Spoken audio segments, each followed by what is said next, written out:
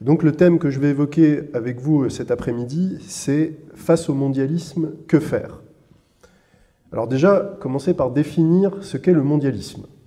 La définition que je propose, c'est un système totalitaire, politico-religieux, j'y reviendrai plus tard, qui vise à plusieurs choses, qui vise à la mise en place d'une gouvernance mondiale, à une religion mondiale, une grande religion inclusive, on va dire, qui vise également à la dépopulation, à la fin de la propriété privée, à la destruction de la famille et des valeurs traditionnelles, à la normalisation des perversions et des déviances. Et ce projet est porté par une véritable secte qui fonctionne comme une mafia.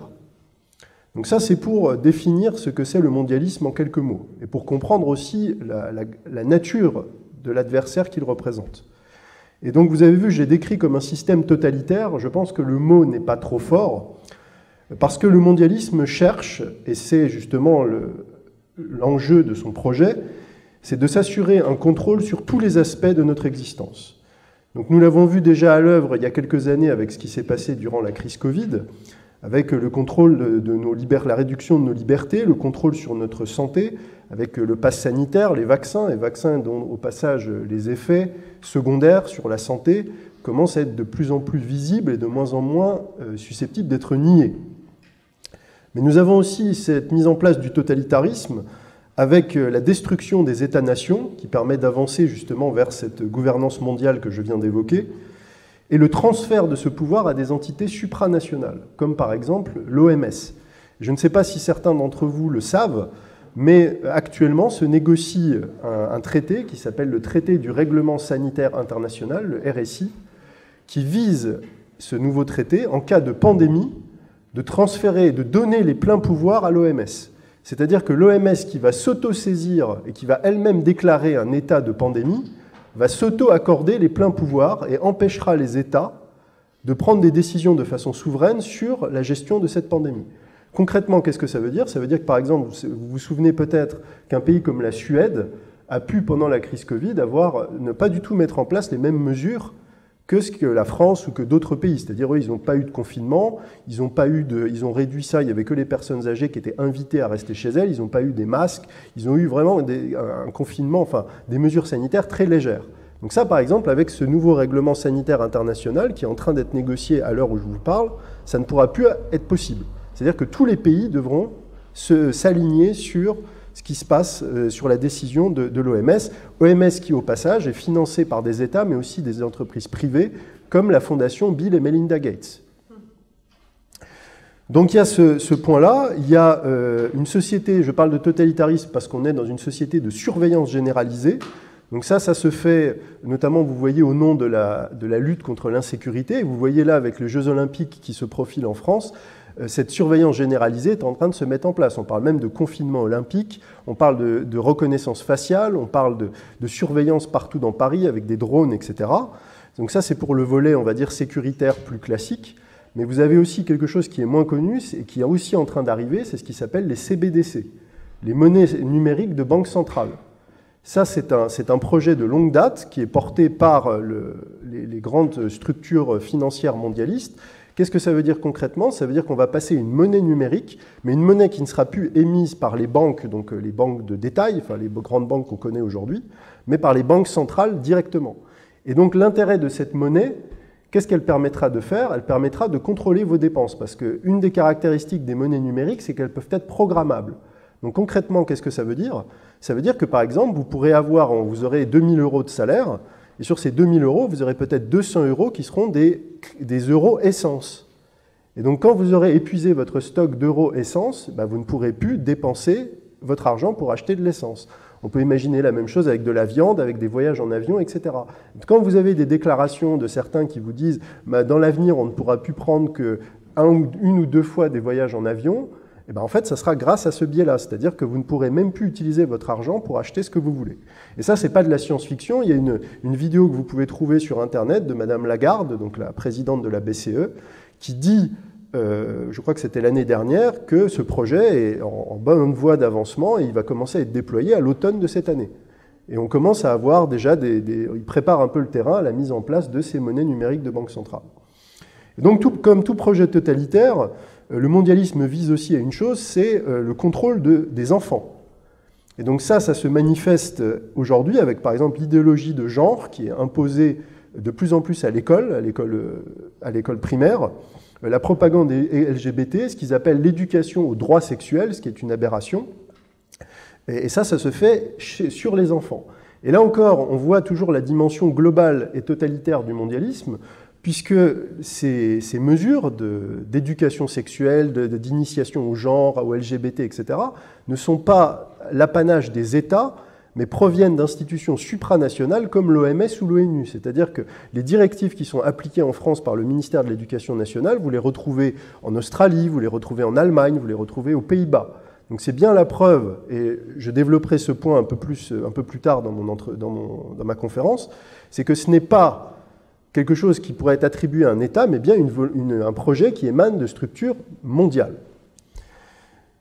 Et donc, en fait, ce qui est en train de se mettre en place sous nos yeux avec le mondialisme, c'est la création d'une véritable société totalitaire, perverse, même génocidaire, qui vise à éliminer certaines catégories de population, et donc et où on met en application le fameux slogan du Forum économique mondial « Vous ne posséderez rien et vous serez heureux ».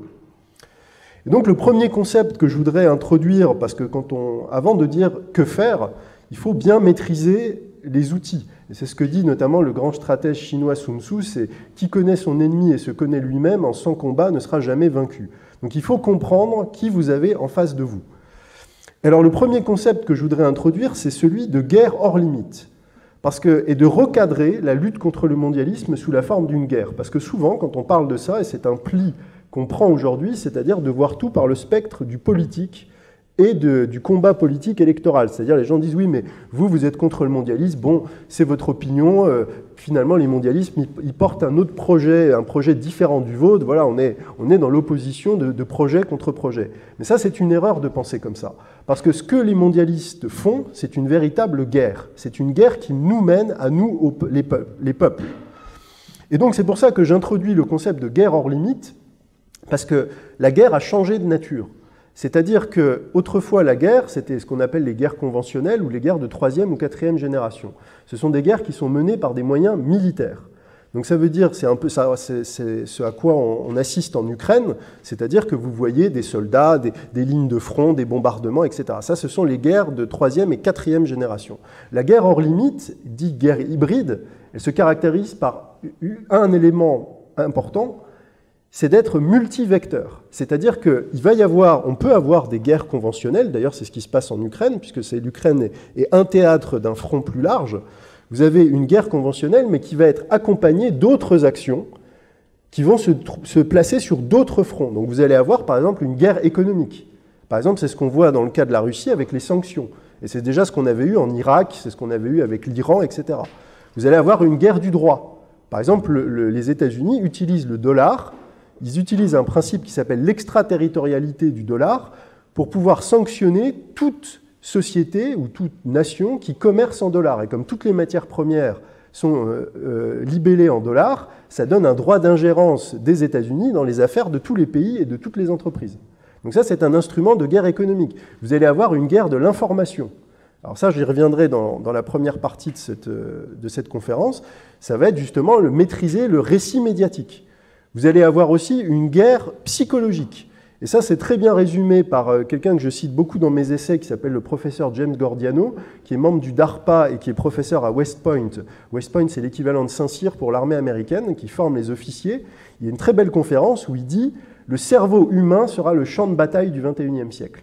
C'est-à-dire qu'aujourd'hui, et ça c'est un des aspects de la guerre hors limite, c'est que le but, c'est pas juste d'occuper le terrain physique, comme ce qu'on peut voir en Ukraine, où vous voyez, les commentateurs, on s'attache à quelle ville a été reprise, est-ce qu'on a repris Kharkov, Mariupol, etc. Là, la guerre cognitive, ça veut dire que vous devez contrôler les cerveaux. C'est combien de cerveaux vous arrivez à contrôler. Donc c'est ça la guerre, ce sont les différents aspects de la guerre hors limite. Et donc ça, c'est important parce que vous comprenez très bien avec les quelques exemples que je viens de vous donner, aussi bien les sanctions sur la guerre économique, cette guerre cognitive, cette guerre de l'information, c'est que la guerre hors limite ne fait pas de distinction entre les civils et les militaires. Et ça, c'est très important de le comprendre. Et c'est pour ça que je dis aux gens qui pensent qu'ils pourront, entre guillemets, passer entre les gouttes, que le combat contre les mondialistes ne les concerne pas, ben vous avez tort. Parce que les mondialistes vous ont déclaré une guerre, vous êtes, que vous le vouliez ou non, dans une guerre hors limite, et vous êtes des protagonistes de cette guerre. Et à travers notamment la propagande, sur laquelle je reviendrai, le mondialisme essaye de prendre le contrôle de votre cerveau et à développer des stratégies pour le faire. Donc ça, c'est très important de comprendre cet aspect-là et de bien comprendre, de tout recadrer dans le terme « guerre ». Nous sommes réellement en guerre. Et le président de la République le disait, nous sommes en guerre. Mais ce qu'il ne vous a pas dit, c'est qu'il est en guerre contre vous. Il est en guerre contre son propre peuple, mais ce n'est pas propre au président Macron. Le président américain, par exemple, Joe Biden, est en guerre contre le peuple américain, comme l'était Obama avant lui. Angela Merkel était en guerre contre le peuple allemand. Le gouvernement australien était en guerre contre le peuple australien, etc. Donc il faut voir ce qu'on est en train de vivre, toute la séquence qu'on est en train de vivre aujourd'hui, sous ce prisme-là, sous le prisme de la guerre. Ça, c'est très important. Ça, c'est le premier outil que je voulais vous donner je dirais, de recadrer ce qu'on est en train de vivre et ce qu'est en train de faire le mondialisme. Alors la question centrale, une fois qu'on a dit qu'on est en guerre et qu'il y a une guerre qui est menée aux différents peuples du monde, c'est qui ? Qui est derrière cette guerre? Alors je voudrais vous citer quelqu'un qui s'appelle James Warburg, je vous dirai plus tard pour ceux qui ne le connaîtraient pas qui il est, qui disait, c'est la chose suivante, devant le Congrès américain en 1950. Il disait, très candidement, je vous cite, « Nous aurons un gouvernement mondial, que cela nous plaise ou non. La question est seulement de savoir si nous l'aurons par le consentement ou par la conquête. » Et j'insiste, j'ai bien choisi cette citation parce qu'elle a les deux volets, le consentement et la conquête. Et j'y reviendrai un peu plus tard dans cette conférence, et que vous verrez que le mondialisme utilise les deux outils. Il utilise la contrainte, mais il vise aussi par cette guerre que j'ai évoquée il y a quelques instants, cette guerre cognitive, à faire consentir les populations au projet mondialiste qu'il a. Alors, pour ceux qui ne connaîtraient pas les Warburg font partie de ces grandes dynasties qui sont en fait des dynasties mondialistes. Donc, j'ai cité les Warburg qui sont peu connus, je ne sais pas si certains d'entre vous les connaissaient. Vous avez les Rothschild, bien sûr, qui sont très connus, les Rockefeller, il y en a d'autres, il y a les Wallenberg en Suède également. Et donc, si vous voulez, ce qui est intéressant quand on travaille sur le mondialisme, c'est qu'on se rend compte que ce sont des nouvelles dynasties qui ont remplacé les anciennes dynasties, ou alors qu'ils les ont infiltrées et cooptées, notamment toute l'aristocratie européenne, enfin la haute aristocratie européenne. Donc soit ils ont été neutralisés, soit ils ont été intégrés au projet.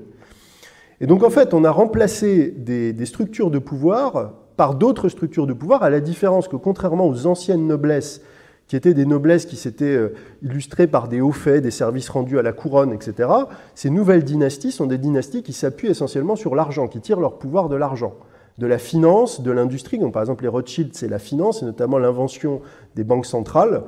Les Rockefeller, c'est plutôt l'industrie, c'est le pétrole, c'est le chemin de fer. Et donc, ça, c'est une nouvelle caractéristique. Et puis, c'est aussi un pouvoir qui est transnational. C'est-à-dire qu'autrefois, la noblesse, l'aristocratie était ancrée, enracinée dans un terroir. Là, vous avez des gens qui n'ont pas d'attachement à une terre. Au contraire, ils se voient comme des nomades, ils se voient comme des apatrides. Ils n'ont pas d'intérêt lié à un peuple ou à un pays. Et enfin, dernière caractéristique, c'est que ce pouvoir est caché. Et ça, c'est quelque chose de très nouveau, parce que de tout temps, tout pouvoir a voulu montrer son existence et montrer son pouvoir. Par exemple, ici, nous sommes en Bretagne, nous avons le Parlement de Bretagne, nous avons les comtes de Bretagne. Moi, je viens de Lorraine, il y avait les ducs de Lorraine. Tout le monde savait que quand vous étiez sur ces territoires, il y avait un duc ou un comte ou un roi pour un royaume. Et donc, c'était sa loi, c'était sa religion. Quand il envoyait des marins, par exemple, dans le cadre des grandes découvertes, ils plantaient leur drapeau et maintenant, on savait que c'était la propriété de la couronne. Ce qui a changé avec le pouvoir mondialiste, c'est que c'est un pouvoir qui veut cacher la réalité de son pouvoir. Pourquoi ? Parce qu'un pouvoir qui est caché, c'est un pouvoir qui ne peut pas être contesté. Quand les révolutionnaires ont voulu s'emparer de Louis XVI, ils savaient que Louis XVI était à Versailles et ils savaient que Louis XVI était le roi de France. Donc ils savaient où aller le chercher. Quand il y a eu, au moment de la Révolution française, des mouvements dans les différentes provinces, les révolutionnaires savaient où était Monsieur le Comte, où était le Duc, on pouvait aller le chercher. Là, la différence avec le pouvoir mondialiste, c'est que c'est un pouvoir qui est sans visage. Moi, je dis toujours, pour plaisanter, si M. Macron était parmi nous, tout le monde le reconnaîtrait. Mais les gens qui sont derrière M. Macron, s'ils étaient parmi nous, peut-être ils seraient incognito, personne ne les connaît. Je veux dire, qui connaît ne serait-ce que les visages des Rothschild, des Rockefeller, ou même, eux, ce sont déjà des noms connus, mais il y a aussi d'autres gens, des grandes familles très puissantes qui cachent leur argent dans des trusts, etc. Personne ne les connaît. Leur nom disparaît. Même leur nom est même effacé des classements des grandes fortunes, etc. Donc vous voyez, on est dans un pouvoir qui est sans visage, mais qui le fait à dessein, et qui cache aussi sa fortune. Par exemple, je viens de l'évoquer à l'instant, il crée des montages financiers absolument improbables avec des paradis fiscaux, des trusts dans des trusts, etc., qui fait que même si vous vouliez saisir leurs actifs financiers, ça c'est très difficile de le faire. Parce que c'est très difficile de remonter le jeu de poupée russe. Donc si vous voulez, vous comprenez mieux pourquoi on a cette volonté de mettre en avant le politique, parce que les politiques sont les fusibles. Le visage du pouvoir, que ce soit M. Macron, que ce soit M. Biden, que ce soit n'importe quel dirigeant politique occidental, on le met en avant parce que ce sont eux les paratonnerres. Ce sont eux sur qui la colère du peuple ou même les passions politiques vont se cristalliser, parce que c'est un moyen pour les gens qui sont derrière et qui les soutiennent et qui les financent de se protéger. Je vais vous donner quelques exemples. Il y avait M. Attali qui s'est vanté d'avoir mis le pied à l'étrier de M. Macron, qui dit dans un entretien « Emmanuel Macron, c'est moi qui l'ai créé, c'est même moi qui l'ai inventé ». Et vous avez le même type de propos qui est tenu par M. Ihor Kolomoïski, qui est un oligarque ukraino-israélien, qui dit « Zelensky est ma marionnette et je suis le marionnettiste ». Donc vous voyez, en fait, c'est ce pouvoir qui est caché. Et il y a une phrase que j'aime beaucoup dans un film qui s'appelle Le Guépard, peut-être que certains d'entre vous connaissent, de Visconti, où à un moment, c'est pendant la Révolution en Sicile, et un des personnages du film dit « Mais il faut que tout change pour que les choses restent les mêmes ». Et en fait, c'est ça le mondialisme, c'est-à-dire on va faire sauter les fusibles, on va enlever les marionnettes, on va enlever les pantins, mais nous, on reste derrière. Et on a créé un système extrêmement sophistiqué pour cacher notre rôle et notre influence. Et d'ailleurs, la meilleure preuve qui existe de ça, c'est que des sommes absolument colossales sont dépensées par le système mondialiste, que ce soit dans les médias, que ce soit dans toutes les officines de fact-checking et autres, pour cacher le mondialisme, pour que personne n'évoque ce sujet. Vous voyez, par exemple, peut-être vous vous souvenez de ça, il y avait un économiste un peu connu en France qui s'appelait M. Gaël Giraud. Il a eu le malheur de faire une interview sur Thinkerview, il a évoqué les Rothschild. Il a parlé que M. Macron était l'homme des Rothschild, etc. Ça a été un tollé, il s'est fait crucifier dans la presse, et depuis, on ne l'a plus jamais revu. Il n'est plus invité nulle part. Parce qu'il a transgressé le tabou. Alors bien sûr, des gens comme moi, on parle de ça, mais on n'intervient pas dans les grands médias, on n'est pas en cours, si j'ose dire. Mais quand vous êtes à un certain niveau, il y a des choses dont vous n'avez pas le droit de parler. Et donc on vous parle toujours par exemple du communisme, de l'islamisme, de différentes idéologies, mais le mondialisme, on ne vous en parle pas. On ne vous en parle pas. C'est pas quelque chose qui est présent dans les médias grand public. Et je vais vous donner un dernier exemple pour terminer sur ce point de cette dissimulation permanente. C'est par exemple quelqu'un comme Pierre Simon. Parce que parmi vous, certains ont entendu parler de Pierre Simon. Pierre Simon, c'est quelqu'un qui est à l'origine des lois en France sur l'avortement et la contraception. Monsieur Pierre Simon était, alors je ne sais plus s'il était gynécologue ou sexologue, mais en tout cas, c'est lui qui est l'architecte de la mise en place de la légalisation de l'avortement et de la contraception en France. Monsieur Pierre Simon a travaillé auprès de 3 gouvernements et de 3 ministres de la Santé successifs pour mettre en place ce projet. Il n'apparaît pas dans l'organigramme officiel des ministères. C'est un conseiller extrêmement influent, mais un conseiller secret.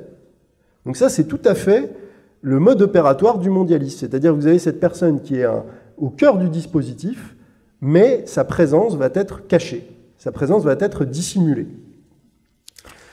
Donc, une fois qu'on a dit ça, j'ai planté le décor dans cette introduction pour vous montrer un peu ce que c'est que le mondialisme, il va y avoir plusieurs états d'esprit. Il y a des gens qui vont vous dire, bon d'accord, vous parlez du mondialisme, des Warburg, des Rothschild, mais bon, tout ça c'est du complotisme, ça n'existe pas, etc. Bon, écoutez, j'invite ces gens-là à lire les livres. J'ai donné quelques éléments en parlant de M. Warburg, de M. Pierre Simon, de différentes déclarations des uns ou des autres. Après, la deuxième étape, une fois qu'on a dit ça, c'est des gens qui disent, mais d'accord, on vous croit, ça existe, il y a un projet que vous appelez le mondialisme, mais qu'est-ce qu'on peut faire? Qu'est-ce qu'on peut faire? Parce que si ce que vous dites est vrai, que ces gens-là sont infiltrés, qu'ils contrôlent, leur pouvoir repose sur leur contrôle de la monnaie, de l'argent, ce sont des grandes dynasties financières très puissantes, ils contrôlent la propagande, vous nous expliquez qu'ils essayent de nous mener une guerre cognitive, qu'est-ce qu'on peut faire? Qu'est-ce qu'on peut faire face à ces gens-là? Vous pouvez faire beaucoup. Vous pouvez faire beaucoup, et notamment, ce qu'il faut toujours garder en tête, c'est que l'art de la guerre, et notamment de la guerre cognitive, c'est de faire croire aux gens que l'ennemi ne peut pas être vaincu. À la guerre, il faut toujours commencer par démoraliser son ennemi et lui faire croire qu'il n'a aucune chance de gagner. Et eux essayent justement de vous faire croire que leur projet est inéluctable, qu'il va s'imposer, qu'il va dans le fameux sens de l'histoire, et que de toute façon, vous n'avez pas le choix, que vous vouliez ou non, ça se produira. Donc ça, c'est déjà le début de la guerre psychologique. Parce que ce qu'il ne faut jamais oublier, c'est que le mondialisme, ce sont un très petit nombre de gens, par définition, c'est une oligarchie, une élite, entre guillemets, et que justement parce qu'ils sont très peu nombreux, et comme je vais vous l'expliquer dans la dernière partie, ils ont un projet qui est complètement antinaturel et qui est rejeté par la plupart des gens, ils ont besoin de s'appuyer sur les médias de masse, de s'appuyer sur tout un système de propagande pour mener cette guerre cognitive, pour imposer ce projet à la masse. Et donc justement, ce qui est intéressant, c'est que si les gens commencent à comprendre quel est leur projet et comment ils visent à se mettre en place, là, ils vont être en difficulté. Et donc c'est pour ça que je parle de guerre, parce que cette guerre, elle se joue dans les deux sens. Elle se joue, eux essayent de mener la guerre cognitive, mais vous avez des gens qui essayent de résister, qui mènent une guerre dans l'autre sens pour avertir ce que je suis en train de faire aujourd'hui, avertir ce que c'est que le mondialisme et comment il fonctionne. C'est-à-dire que c'est une guerre de l'information dans les deux camps, qui se joue à différents niveaux. Et donc, justement, ce qui est en train de se passer aujourd'hui, et ça je le détaille plus particulièrement dans mon dernier livre, c'est qu'aujourd'hui on a une véritable guerre, ce que j'appelle la guerre invisible, qui est en train de se jouer. C'est-à-dire qu'il y a des gens qui sont en train de lutter contre ce projet mondialiste, alors à la fois au niveau de grands blocs géostratégiques, mais aussi à l'intérieur de chaque État, parce que tout le monde n'est pas gagné au mondialisme, il y a encore des gens qui veulent résister, que ce soit dans l'armée, dans la fonction publique, dans la société civile, il y a des gens qui résistent. Et donc on a cette guerre qui se joue à plusieurs niveaux. Et donc ce que je voudrais vous aider à comprendre aujourd'hui, c'est la réalité de cette guerre, et aussi de voir qu'il y a des gens qui se battent par le haut, c'est-à-dire qui essayent d'attaquer le mondialisme dans sa stratégie, dans ses grands projets, et vous, à votre niveau, vous pouvez vous battre par le bas, c'est-à-dire, et qu'on arrive à faire la jonction entre ceux qui se battent par le haut et ceux qui se battent par le bas, pour justement prendre le mondialisme en étau entre deux formes de résistance. Et donc, dans la première partie, je vais vous parler justement de cette fameuse guerre de l'information. Dans la deuxième partie, je vous expliquerai quelle forme concrète le combat pour retrouver notre souveraineté peut prendre, parce que c'est ça l'enjeu. Et la dernière partie, j'évoquerai bien sûr le combat spirituel, qui est une dimension absolument essentielle de ce combat, et qui est justement mal comprise, ou en tout cas pas assez mise en avant, et vous comprendrez pourquoi. Alors pour commencer par la guerre de l'information.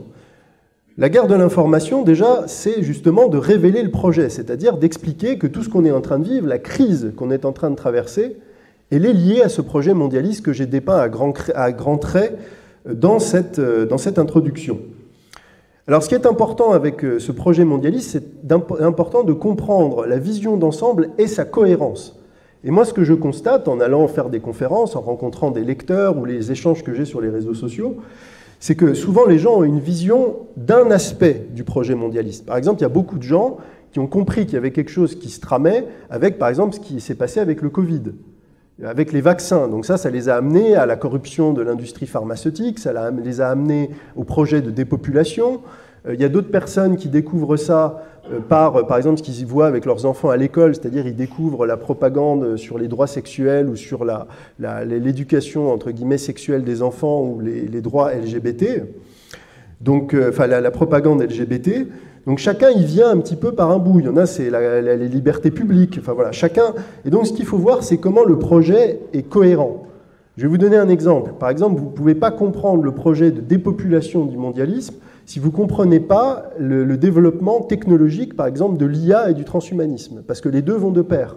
C'est-à-dire que comme les mondialistes considèrent qu'il y a des gens inutiles, en fait, si vous voulez, il y a à la fois, c'est un peu, comment dire, c'est une prophétie autoréalisatrice, c'est-à-dire qu'eux trouvent qu'il y a trop de monde, donc il va falloir réduire la population, mais bon, il va falloir bien que les gens, on va falloir quand même que la machine tourne, donc on va développer l'IA, on va développer l'automatisation, la robotisation, parce qu'il va falloir remplacer tous ces gens qu'on va faire disparaître. Et d'ailleurs, c'est ce que dit quelqu'un comme Laurent Alexandre, qui a une conférence, je crois que c'était à Polytechnique, disait tous les gens qui refusent, par exemple, d'être des êtres augmentés, de participer au projet transhumanisme, ils ne seront plus compétitifs dans la nouvelle société. Et puis il dit un peu avec beaucoup de cynisme, qu'est-ce qu'on va bien pouvoir faire de tous ces gens qui seront inutiles dans la société de demain? La réponse c'est ça, c'est en fait on va les stériliser et on va les éliminer. Mais ça se fera de manière... Et il y a quelqu'un, je crois que c'était Denis Meadows, qui est un des grands penseurs de la surpopulation ou de l'épuisement des ressources, qui disait ce projet de réduction de la population, on pourra le faire de manière pacifique et civile. Donc là encore, ce sont eux-mêmes qui le disent. Donc tout ça pour vous dire qu'il faut comprendre le projet dans sa globalité. Et moi, il y a une citation que j'aime beaucoup, c'est celle d'Abraham Lincoln, président américain, qui disait « Si on me donne 6 heures pour couper un arbre, je passerai les 4 premières à aiguiser ma hache ». Donc si vous voulez faire tomber l'arbre du mondialisme, il faut commencer par aiguiser votre hache. Et il faut commencer par se former sur le mondialisme et comprendre réellement le projet dans sa globalité. Et souvent, ce que je constate, c'est qu'il y a des gens qui se précipitent dans le militantisme ou qui adhèrent à une cause ou une autre sans avoir pris le temps de se former sur ce sujet qui est le sujet central.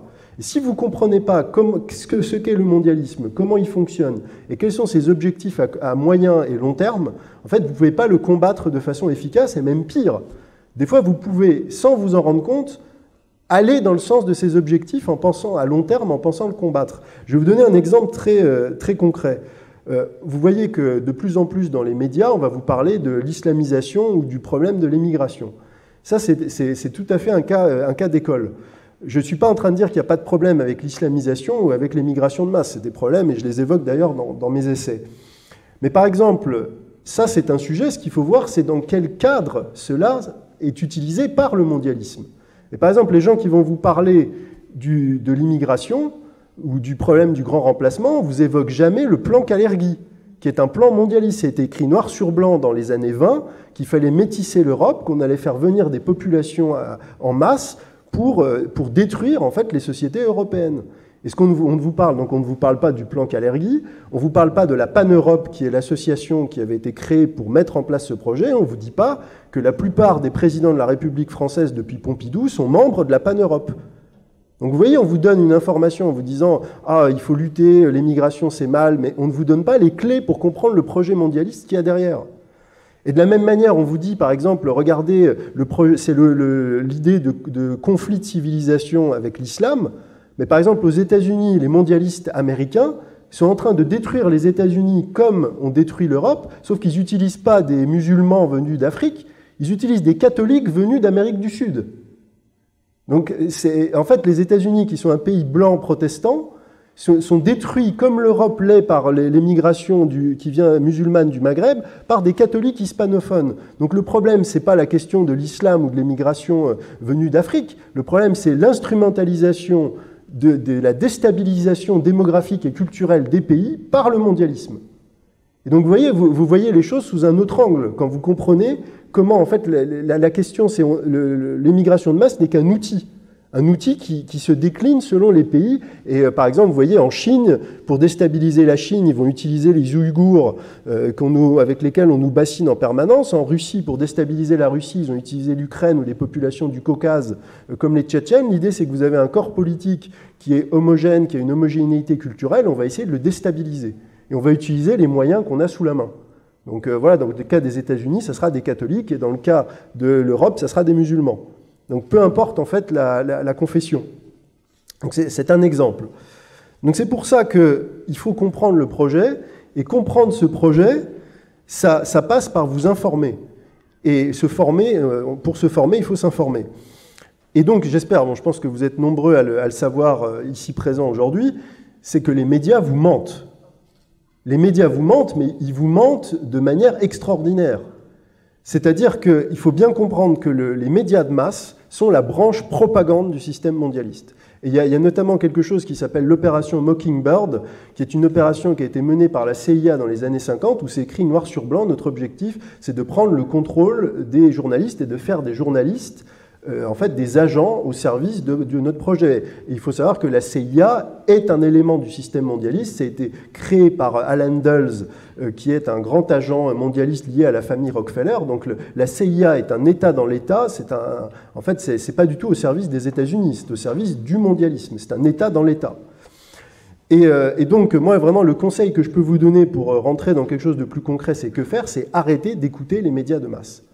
Parce que même inconsciemment, même si vous dites « je les exécute avec recul », etc., en fait, la programmation mentale qu'ils effectuent joue sur vous. C'est les éléments de langage. Moi, les rares fois où je prends ma voiture pour venir faire des conférences et que j'écoute les médias de masse, je suis complètement sidéré. Il y a 3 semaines, ou un mois, je suis allé faire une conférence à Grenoble et à Aix-les-Bains. C'était au moment des élections russes en Russie. Je veux dire, j'ai écouté les bulletins d'infos, c'était n'importe quoi de A à Z quand on connaît un peu le sujet, et c'était de la propagande, c'était du lavage de cerveau en boucle, toutes les 10 minutes, les mêmes éléments de langage, des élections déjà jouées d'avance, Poutine dictateur, une opposition qui n'existe pas, etc. Et donc moi je me dis, les gens qui vont au travail, qui écoutent ça le matin et le soir, mais c'est du lavage de cerveau. Et aujourd'hui on a une chance, c'est qu'on a les médias, les canaux de diffusion alternatifs. On a notamment des choses comme Twitter, Telegram. Et ça, c'est très important parce que ça permet de contourner les médias de masse. C'est-à-dire que, et moi je l'ai vécu personnellement, il y a des sujets dont même des fois le reste du monde parle et ça n'existe pas en France. C'est vraiment, le vivre, c'est perturbant. Moi je l'ai vécu, on a fait une émission, c'était en 2022 avec André Berkoff, sur un rapport d'un think tank sur la corruption de Hunter Biden. Le think tank s'appelle Marco Polo. Ils ont fait un dossier de 600 pages, béton sourcé, qui recensait 450 crimes commis par Hunter Biden. Et tout était sourcé. On a fait une émission avec André Berkoff pendant 3 semaines. Personne n'en a parlé. C'est-à-dire que si vous vouliez, en France, avoir l'info, il n'y avait que notre émission où on en parlait. Et après, je crois qu'au bout de 2 mois, il y a peut-être le Figaro qui a dû faire un article en disant les délires complotistes autour d'Hunter Biden, etc. Donc vous voyez, moi je vous dis, je l'ai vécu. Vous sortez une information et en fait les gens ne sont pas au courant. Et quand vous êtes sur les réseaux sociaux, sur Telegram, sur Twitter, alors bien sûr il faut faire le tri, vous avez accès à des informations auxquelles les gens n'ont pas accès. Je vais vous donner encore un exemple. Il y a 2 jours, on a publié un article aux États-Unis. Il y a un juge qui a réussi, enfin une association qui a réussi à obtenir d'un juge la déclassification de certains documents d'archives sur la crise Covid. Et en fait, on s'est rendu compte que les vaccins Moderna et Pfizer, leur production avait commencé en mai 2019. Vous en avez entendu parler de ça? Non, bien sûr que non. Et ça, c'est une information, vous l'avez que si vous êtes sur les réseaux sociaux et que vous suivez des personnes. Alors après, il faut trouver des personnes de confiance. Je pourrais répondre peut-être si vous me dites « Ah bah oui, écoutez, j'ai bien compris ce qu'il faut faire, dites-moi qui je peux suivre sur Twitter », ça je peux vous donner des pistes. Mais ça c'est important de faire ça. Moi je pense sincèrement qu'aujourd'hui, si vous n'êtes pas sur les réseaux sociaux, vous ne pouvez pas avoir accès à de l'information de qualité. Et le contrôle des réseaux sociaux participe de cette guerre de l'information que j'évoquais en début de conférence. C'est-à-dire que ce n'est pas un hasard, par exemple, qu'il y a toutes ces batailles autour de Twitter avec Elon Musk, parce que c'est un enjeu. Là, récemment, je crois qu'il y avait le PDG de Telegram qui a donné une interview, je ne sais plus à qui c'était aux États-Unis, Pavel Durov, qui disait qu'il avait plein de pression, que le FBI l'avait espionné quand il était venu aux États-Unis, qu'il avait été suivi par des agents, etc. Parce que le contrôle de l'information est un enjeu dans la guerre de l'information. C'est-à-dire que maintenant, l'enjeu, c'est pas de contrôler un port ou de réussir à prendre la colline ou la montagne et de placer ses batteries d'artillerie. C'est maintenant, il faut contrôler des médias. Donc quand vous contrôlez Twitter, quand vous contrôlez Telegram, vous avez une place forte, entre guillemets, vous avez un fort, un bastion d'où vous pouvez mener des offensives dans la guerre de l'information. Et vous le voyez par exemple avec Tucker Carlson. Tucker Carlson, c'est un très bon exemple. Tucker Carlson, pour ceux qui ne connaissent pas, c'est un journaliste phare de Fox News, donc la grande chaîne, on va dire conservatrice, si on peut dire, aux États-Unis, mais c'est à relativiser. Et en fait, Tucker Carlson a fini par se faire virer ou à partir, je ne sais plus, et du coup, il est allé chez Twitter, et maintenant, il diffuse en direct via Twitter, et il touche des dizaines de millions de gens. Et par exemple, quand il a été faire son entretien, enfin son interview avec Poutine, il a pu la diffuser, une interview de 2 heures, sans filtre, directement. Et donc, bon, pour les gens qui suivent l'actualité, c'est bon, ils disent oui, d'accord, il a interviewé Vladimir Poutine, mais il faut savoir que des millions d'Américains n'avaient jamais entendu Poutine parler plus de 30 secondes sans être coupé. C'est-à-dire que quand vous regardez les news aux États-Unis, c'est des citations sorties de leur contexte, des petites bribes, et là, ils ont eu Tucker Carlson respecté, écouté, suivi par des millions d'Américains, qui peut parler avec Vladimir Poutine sans que ça soit tronqué, coupé. Donc ça, c'est énorme. Donc ça, c'est vraiment le cœur de la guerre de l'information. Pour finir cette dernière partie, enfin cette première partie, je voudrais vous donner 5 moyens, qui sont 5 méthodes techniques qui sont utilisées par le mondialisme justement dans le cadre de cette guerre de l'information et dans leurs techniques de manipulation politique et cognitive. Alors la première, c'est ce que j'appelle l'infiltration plutôt que l'invasion. C'est-à-dire que le mondialisme a compris que c'était beaucoup plus efficace et beaucoup plus rentable, si j'ose dire, de contrôler un système de l'intérieur. C'est-à-dire, vous comprenez bien, par exemple, quand on occupe un pays militairement, comme les Allemands l'ont fait avec la Seconde Guerre mondiale en France, ou les Américains en Irak, ça coûte cher, c'est visible, ça suscite une résistance, parce que tout le monde voit bien, quand vous avez des soldats américains ou allemands qui défilent dans vos rues, bah, vous savez que vous êtes occupés, quoi. Donc, je veux dire, beaucoup de gens se disent bah, « je veux qu'ils partent ». Mais quand vous infiltrez des gens dans le système, je veux dire, c'est beaucoup plus difficile. Déjà, les gens disent « ah oui, mais est-ce qu'il fait exprès, est-ce qu'il peut-être qu'ils ne savent pas ?» et tout ça, déjà, il y a un déni. Donc je vais vous donner un exemple de ça, parce qu'ils sont très à l'aise avec ce fait.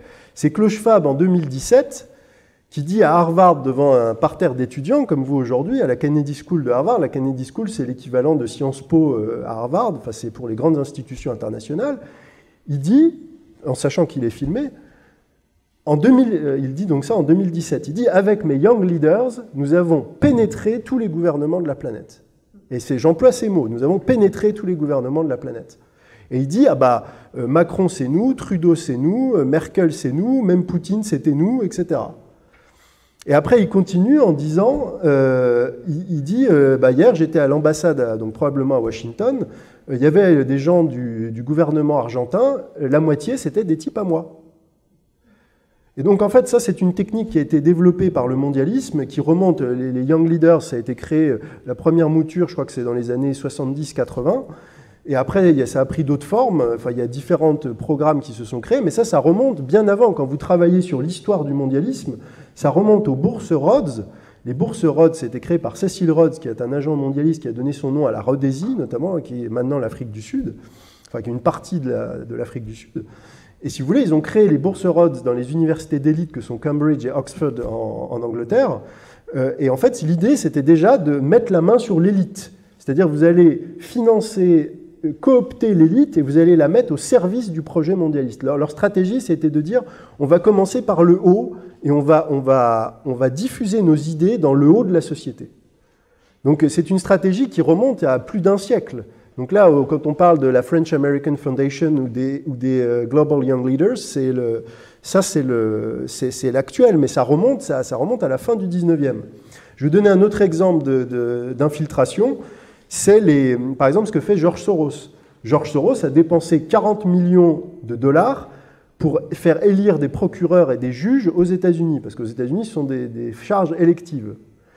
Bah, le résultat, c'est quand il y a eu Black Lives Matter en 2020, bah, vous aviez des procureurs et des juges Soros qui ont laissé faire les émeutiers.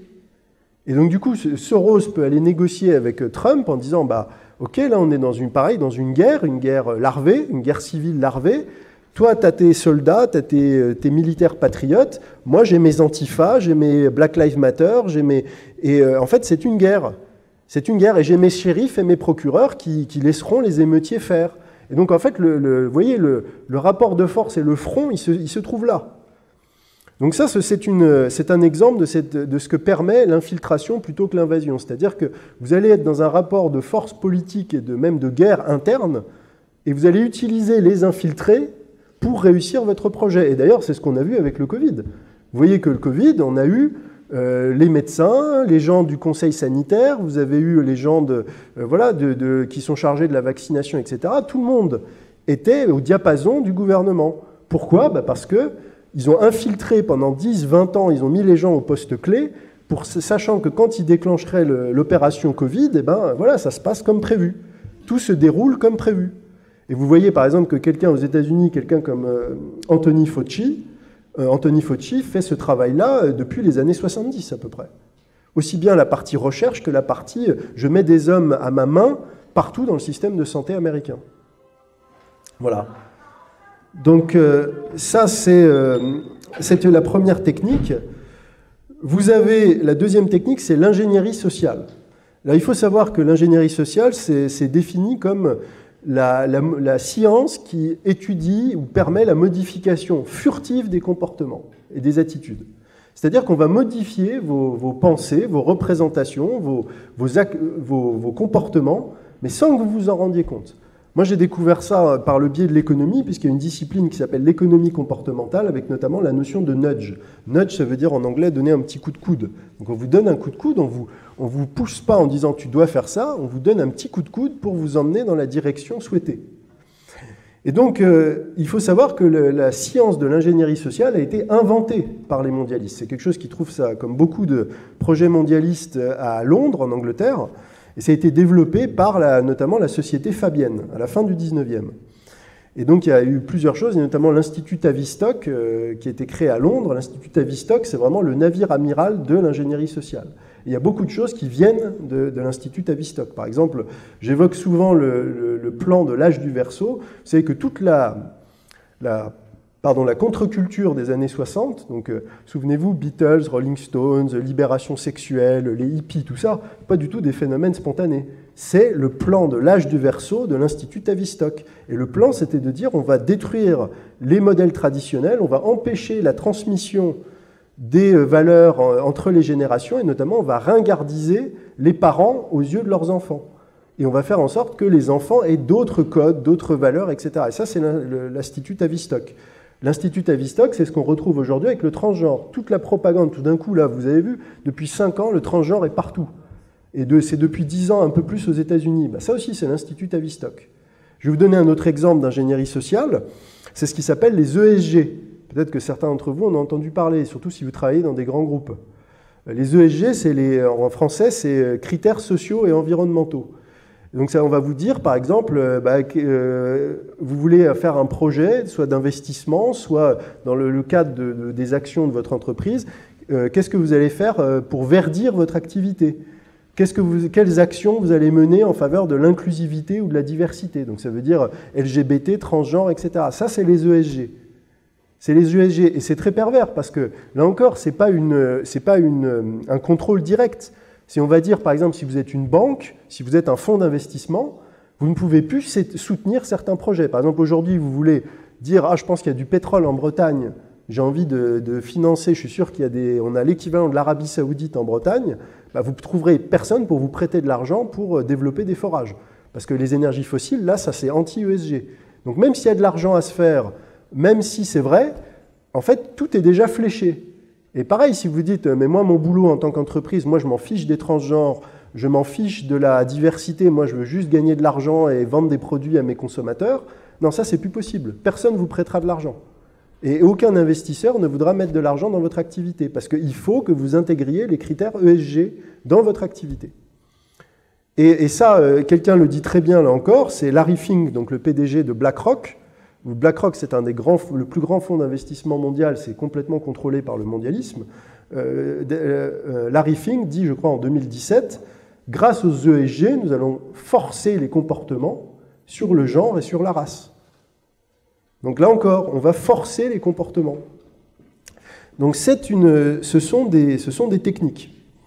Ce qui m'amène à la troisième technique, qui est celle du pompier pyromane. Alors celle-là, je l'aime beaucoup, parce que c'est une technique qui est d'une perversité absolument inouïe. Je vous explique. La technique du pompier pyromane, c'est on va créer un problème pour vous en apporter la solution. Et c'est la solution qu'on avait l'intention de vous imposer au départ. Je vais vous donner un exemple très concret de ça, c'est ce qu'ils ont fait avec les migrations de masse. C'est les deux étapes du pompier pyromane. Le pompier, il va allumer l'incendie dans les années 70. Il va faire le regroupement familial, il va mettre en place le laxisme judiciaire dans la magistrature, il va laisser les ghettos se développer, les zones de non-droit, on va laisser les populations autochtones se faire chasser des quartiers, etc. On va créer des quartiers où il n'y a plus que des émigrés. Donc on va laisser ça couver sur le feu pendant 30 ou 40 ans. Et on n'a pas le droit de le critiquer. Pendant cette période, c'est pas possible. Dès que vous, attention, SES racisme, etc., faire le jeu de l'extrême droite, on n'a pas le droit de critiquer. Donc on va attendre 30-40 ans. Et puis on va arriver au bout de 40 ans, on ne peut que constater les ravages. L'insécurité, les problèmes de conflit. Et là, on va dire, ah non mais attendez, là, pour votre sécurité, il va falloir renforcer le contrôle. Il va falloir mettre des caméras de surveillance partout.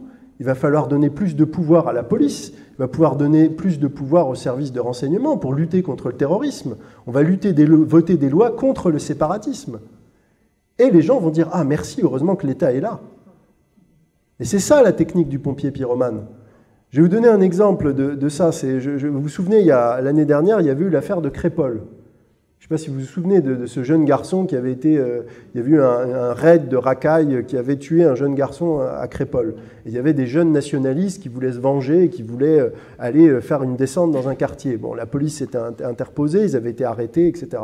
Et il y avait M. Darmanin qui vient sur les plateaux télé et qui dit « Ah, heureusement que l'État est là pour empêcher la guerre civile. » Mais attendez, l'État, ça fait 40 ans qu'il crée les conditions de la guerre civile.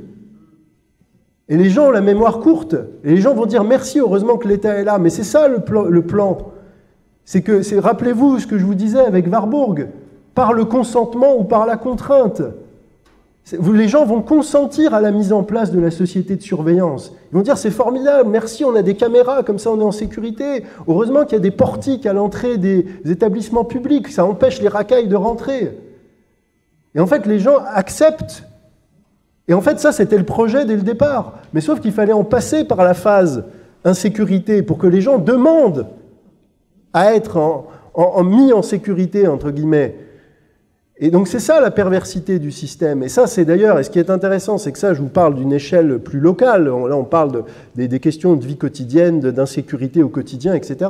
Mais c'est aussi le plan au niveau géopolitique. Le plan du mondialisme a toujours été, quand vous lisez leurs écrits, et même des écrits qui remontent au XIXe siècle, le mondialisme dit le nouvel ordre mondial et le gouvernement mondial sera mis en place parce qu'il y aura une troisième guerre mondiale qui sera tellement horrible et tellement violente que les gens auront tellement soif de paix qu'ils demanderont un gouvernement mondial pour qu'il n'y ait plus jamais des guerres aussi horribles. Et vous voyez d'ailleurs, quand vous étudiez l'histoire du XXe siècle, à chaque fois les deux guerres mondiales, que ce soit la première ou la seconde, ont eu pour objectif d'avancer vers ce gouvernement mondial. Et d'ailleurs, ce qui m'emmène à la quatrième technique dont je voulais vous parler, c'est la célèbre technique de la thèse, antithèse, synthèse. Parce que ça, c'est la dialectique hegelienne qui a nourri le marxisme et qui nourrit le mondialisme. C'est en fait, on va mettre en place des conflits entre des systèmes pour aboutir à la synthèse. Et je vous parlais tout à l'heure de quelqu'un comme de M. James Warburg, sa fameuse citation devant le Congrès. James Warburg, c'est le fils de Paul Warburg. Paul Warburg, donc c'est la grande famille des Warburg, de banquiers de Hambourg, grande famille mondialiste. M. Paul Warburg, c'est une publicité pour les complots à lui tout seul. M. Paul Warburg, en 1913, on le retrouve à la création de la Réserve fédérale américaine.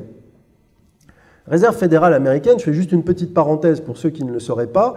La Réserve fédérale américaine, c'est une institution privée donc créée en 1913 qui permet à des personnes privées de contrôler le dollar.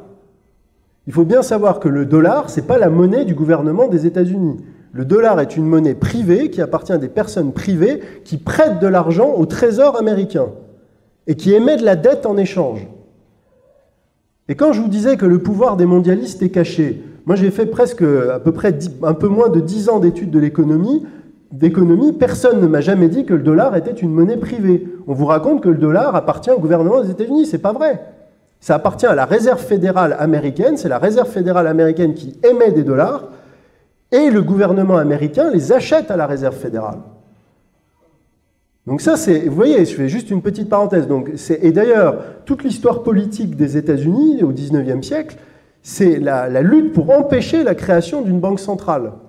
Parce que les Américains ont compris qu'une fois que vous êtes dans ce système, c'est fini, quoi, vous êtes fichu. Et au passage, vous voyez que le mondialisme agit toujours. La première chose qu'il fait quand il prend le contrôle d'un pays, c'est de créer une banque centrale. Donc la première banque centrale qui est créée, c'est 1694, c'est la Banque d'Angleterre. C'est après qu'ils aient décapité Jacques Ier et avec l'histoire avec Cromwell. Et la deuxième banque centrale qui est créée au monde, c'est la Banque de France. En 1804 par Napoléon, dont Napoléon est actionnaire. Donc il faut toujours, je fais cette petite parenthèse parce qu'elle est importante. Donc vous avez donc M. Warburg, déjà, il a déjà créé la Réserve fédérale, donc il a mis la main sur le dollar. C'est pas rien. Mais M. Warburg, on le retrouve quelques années plus tard. Attention, j'espère que vous êtes bien assis sur vos chaises. On le retrouve en 1917. Qu'est-ce qu'il va financer? Il va financer la révolution bolchevique.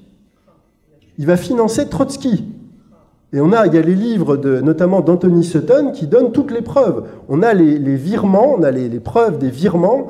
Il donne 10 000 € à M. Trotsky. M. Trotsky peut rentrer en Russie parce que son passeport lui est remis par le président des États-Unis, M. Woodrow Wilson, en personne. Et je précise au passage, là encore, petite parenthèse, que, par exemple, toute l'électrification, vous savez, l'électrification de la Russie est faite par General Electric, qui est une entreprise américaine. Et plusieurs fois, dans son histoire, l'Union soviétique est sauvée de la faillite par les Américains. Ça, c'est pas connu, mais en 1972, il y a une crise en Union soviétique. Les États-Unis vendent à perte du blé, ça coûte 4 milliards de l'époque, donc c'est beaucoup plus aujourd'hui, à l'Union soviétique pour sauver l'Union soviétique. Donc tout ce qu'on vous raconte, l'histoire de la guerre froide, opposition des deux blocs, ça c'est de la foutaise. Et il y a notamment quelqu'un qui s'appelle M. Pierre de Villemarais, qui est un ancien des services secrets français qui est mort aujourd'hui, qui expliquait qu'à l'époque il était agent secret, enfin analyste du renseignement. Il dit qu'il a pris conscience que l'opposition Est-Ouest c'était de la foutaise, parce qu'il a espionné le forum de Davos dans les années 70 et il a vu des soi-disant communistes et des Américains qui se retrouvaient à Davos pour faire avancer le projet mondialiste. Donc il a dit, ok, bon, en fait, on nous raconte des salades. Et la chute du mur, et soyez certains que le mur est tombé quand on a décidé qu'il allait tomber. Le mur, l'Union soviétique aurait pu s'effondrer dans les années 70, dans les années 80. Il y a eu plusieurs moments de crise pour le système. Et à chaque fois, il a été renfloué parce qu'il fallait qu'il tombe au moment où c'était jugé opportun. Donc, financement, donc je reprends M. Warburg, je fais beaucoup de parenthèses, mais c'est pour vous donner aussi des informations complémentaires. Prise en main de la Réserve fédérale, prise en main, donc financement de la révolution bolchevique.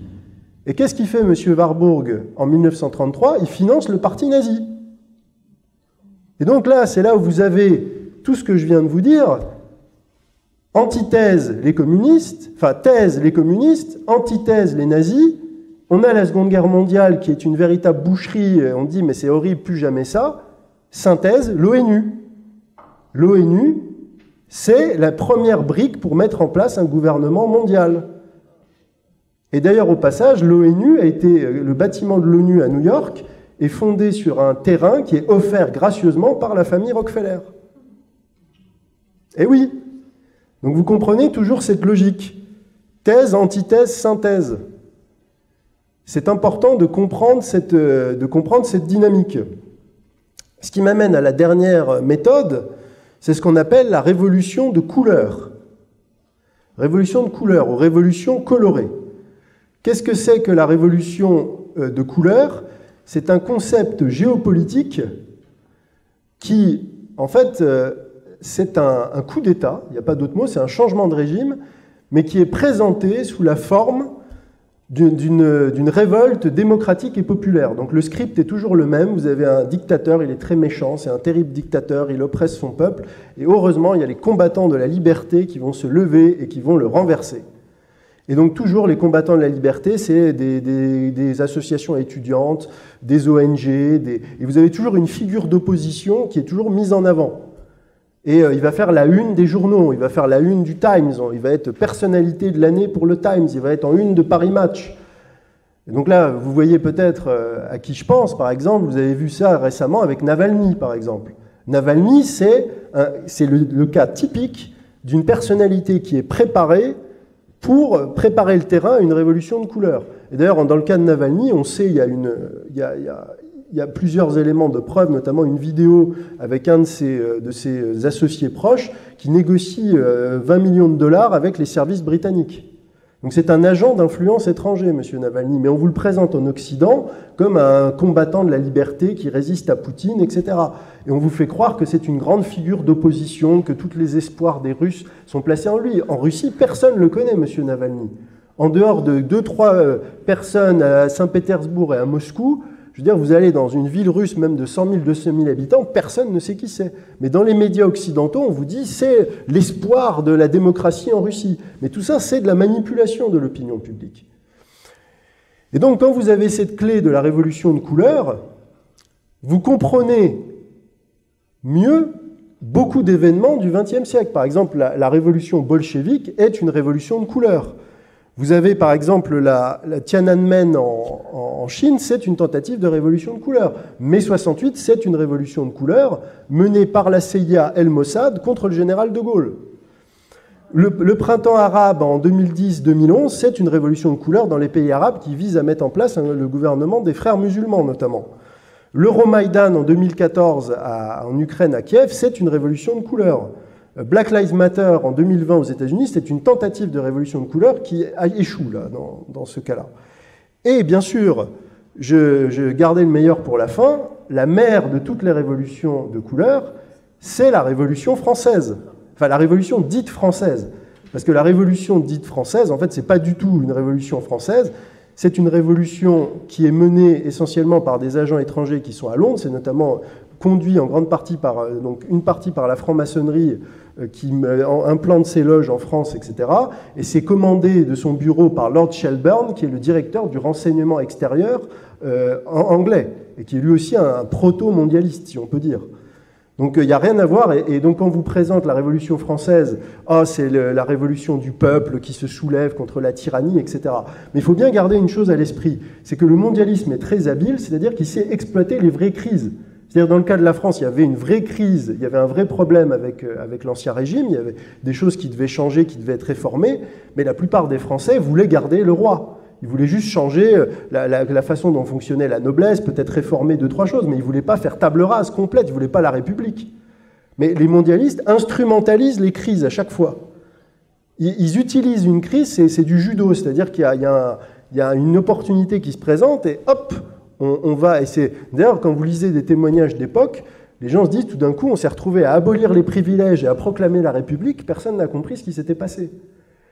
Mais pourquoi? Aussi, il faut comprendre ce qui s'est passé avant, parce qu'on sait, il y a plein de sources historiques là-dessus, la Révolution française, elle a été programmée et prévue en 1782 au congrès de Wilhelmsbad. Wilhelmsbad, c'est une ville en Allemagne, il y a un grand congrès maçonnique qui rassemble tous les chefs des grandes loges européennes. Et là, ils décident de mener la Révolution française. Et ils décident la mort de Louis XVI. La mort de Louis XVI est votée au congrès de Wilhelmsbad en 1782. Il y a beaucoup de gens qui y participent, notamment le plus connu, c'est le duc de Brunswick, peut-être que certains d'entre vous le connaissent. Et ça va, je fais une petite parenthèse là encore très rapide, ça éclaire notamment la fameuse bataille de Valmy. Vous savez, Valmy, c'est la première grande victoire de la République. Ouais, c'est facile, la bataille de Valmy, en face des armées républicaines, il y a le duc de Brunswick, qui a préparé au congrès de Wilhelmsbad la Révolution française. Donc il faut qu'il donne une victoire à l'armée républicaine. Donc il arrive avec ses troupes, il se retire au bout d'une heure, et les révolutionnaires disent « Ouais, ça y est, on a gagné, on a repoussé l'envahisseur étranger. » Bah oui, c'est facile, quand le gars qui est en face, en fait, il est dans votre camp en réalité. Donc en fait, c'est tout le temps comme ça. C'est tout le temps comme ça, quand vous travaillez sur ces sujets-là, l'histoire officielle n'est que des faux semblants, et la clé, c'est le mondialisme. Et le mondialisme utilise, alors la franc-maçonnerie est un outil, mais il y a des sociétés secrètes, il y a un jeu avec des puissances étrangères qui ont aussi des intérêts géopolitiques. Par exemple, que la France soit déstabilisée, ça a profité à beaucoup de gens, ça profitait notamment à l'Angleterre. Donc comme aujourd'hui, que l'Ukraine soit démembrée ou que les pays arabes soient attaqués, ça fait les affaires de leurs rivaux stratégiques, etc. Donc c'est un système où chacun essaye un peu de tirer les marrons du feu, mais la force centrale qui reste, qui est la constante, c'est le système mondialiste. Donc ça, c'est important de le comprendre. Et alors souvent sur les réseaux sociaux ou quand je fais des conférences, il y a des gens qui me disent « Ah oui, mais c'est très bien ce que vous nous dites, monsieur Berton, mais nous on sait tout ça. » Alors je dis « Bah d'accord, vous avez de la chance, parce que ce que je suis en train de vous dire aujourd'hui, combien de personnes le savent en France? C'est même pas 1%. Et donc c'est pour ça qu'il faut comprendre que dans une guerre de l'information, l'objectif c'est le plus grand nombre de personnes qui connaissent ces sujets-là, qui soient informées de cette vérité. Et donc le but, c'est pas de dire « Ah bah oui, nous on le sait, on est content, on est bien ». Le but, c'est qu'on est, je le répète encore, dans une guerre de l'information. Le but, c'est de faire avancer la ligne de front. Il faut qu'on atteigne une masse critique de gens, quand on leur parle de la Révolution française, disent « Oh bah arrêtez avec la Révolution française, on sait tous que c'est une révolution de couleur. Arrêtez de nous parler de votre histoire d'émigration et puis de l'insécurité. On a bien compris que c'est la technique du pompier pyromane. Ne prenez pas pour des idiots. » Vous voyez, il faut que tous ces concepts-là deviennent des concepts grand public. Donc c'est pour ça que je fais le travail que je fais, c'est pour ça que je fais faire des conférences partout, c'est pour ça que j'écris mes livres. C'est pas juste parce qu'il faut diffuser l'information. Il faut que vous soyez vous-même des vecteurs de réinformation. Et si vous voulez, et c'est pour ça aussi qu'il faut sortir de notre zone de confort. Moi, j'espère qu'aujourd'hui, il y a des gens qui découvrent ça, qui tombent peut-être de leur chaise en apprenant certaines choses ou qui sont choqués par ce que je peux dire, parce que l'objectif, c'est pas de parler qu'à des gens convaincus. Il faut qu'il y ait de plus en plus de gens qui comprennent ce que c'est que le mondialisme, qui comprennent son projet, ses méthodes, etc. Parce que c'est comme ça qu'on va y arriver. Et moi, ce que je compare souvent avec d'autres pays, par exemple, ce que je vous explique là sur la Russie, sur la fausse opposition avec le nazisme, la Deuxième Guerre mondiale, les enfants russes prennent ça en cours d'histoire à l'école. Parce qu'eux, ils savent que ça fait partie de leur histoire. Vous allez aux États-Unis, les Américains, vous leur parlez les Américains, je dirais, un peu politisés et patriotes, vous leur parlez de la réserve fédérale, vous leur parlez du projet mondialiste, ils connaissent tout ça. Parce qu'il y a une masse critique de gens qui est beaucoup plus importante, de gens réinformés, beaucoup plus importante qu'en France. En France, on a beaucoup de retard. Mais on a beaucoup de retard parce que, vous l'aurez compris, on est dans un système qui est contrôlé depuis très longtemps par le mondialisme. Et donc, le but de cette guerre de l'information, c'est d'augmenter le nombre de gens conscients sur ces sujets. Donc, c'est ce que je m'emploie à faire. Et vous, votre responsabilité qui est présente aujourd'hui, c'est de diffuser cette information. Alors, ne me prenez pas ce que je vous dis pour parole d'évangile. Allez vérifier, lisez les sources que je vous propose dans mes livres, creusez certains points qui vous semblent choquants ou surprenants, et une fois que vous avez acquis votre conviction, réinformez autour de vous. Parce que c'est comme ça qu'on va gagner cette bataille. Il faut inlassablement réinformer, et la réinformation passe par la répétition. Il faut répéter. Les médias de masse, c'est ce qu'ils font. Ils répètent le message, ils martèlent, ils tournent en boucle. Nous, il faut faire pareil, il ne faut pas le dire une fois, il faut le dire 2 fois, 3 fois, 10 fois, jusqu'à ce que ça rentre. Et donc c'est pour ça que des fois sur les réseaux sociaux, je dis, les gens qui disent « oui, bon, quoi de neuf, on le sait », ben non, il faut le répéter. Tant que ce n'est pas su, il faut le répéter. Et en tout cas, ce que je voulais dire pour terminer cette première partie, c'est qu'il y a une phrase très belle de Solzhenitsyn qui dit « la chose la plus modeste que vous pouvez faire, c'est que le mensonge ne passe pas par vous ». C'est-à-dire, vous pouvez être réservé, vous pouvez dire « bon, je ne suis peut-être pas convaincu de tout ce que dit M. Berton, je ne connais pas aussi bien le sujet, il a l'air quand même de dire des choses assez surprenantes. » Donc, soyez réservé, soyez peut-être prudent, parce que dans votre métier, vous ne pouvez pas vous exposer, vous ne pouvez pas, quand on vous parle de la Révolution française, dire « ah non, ça c'est un coup d'éloge britannique, voilà, peut-être que ça va, les gens ils vont dire « voilà, qu'est-ce qu'il nous dit ?» Ça peut être dangereux pour vous ou imprudent, mais au moins, ne recrachez pas les mensonges du système mondialiste. Au moins, soyez dans la prudence. Et d'ailleurs, c'est ce que nous dit l'Évangile. Je vous envoie comme une brebis au milieu des loups. Soyez prudents comme les serpents et simples comme les colombes. Soyez prudents, simples et ne véhiculez pas le mensonge.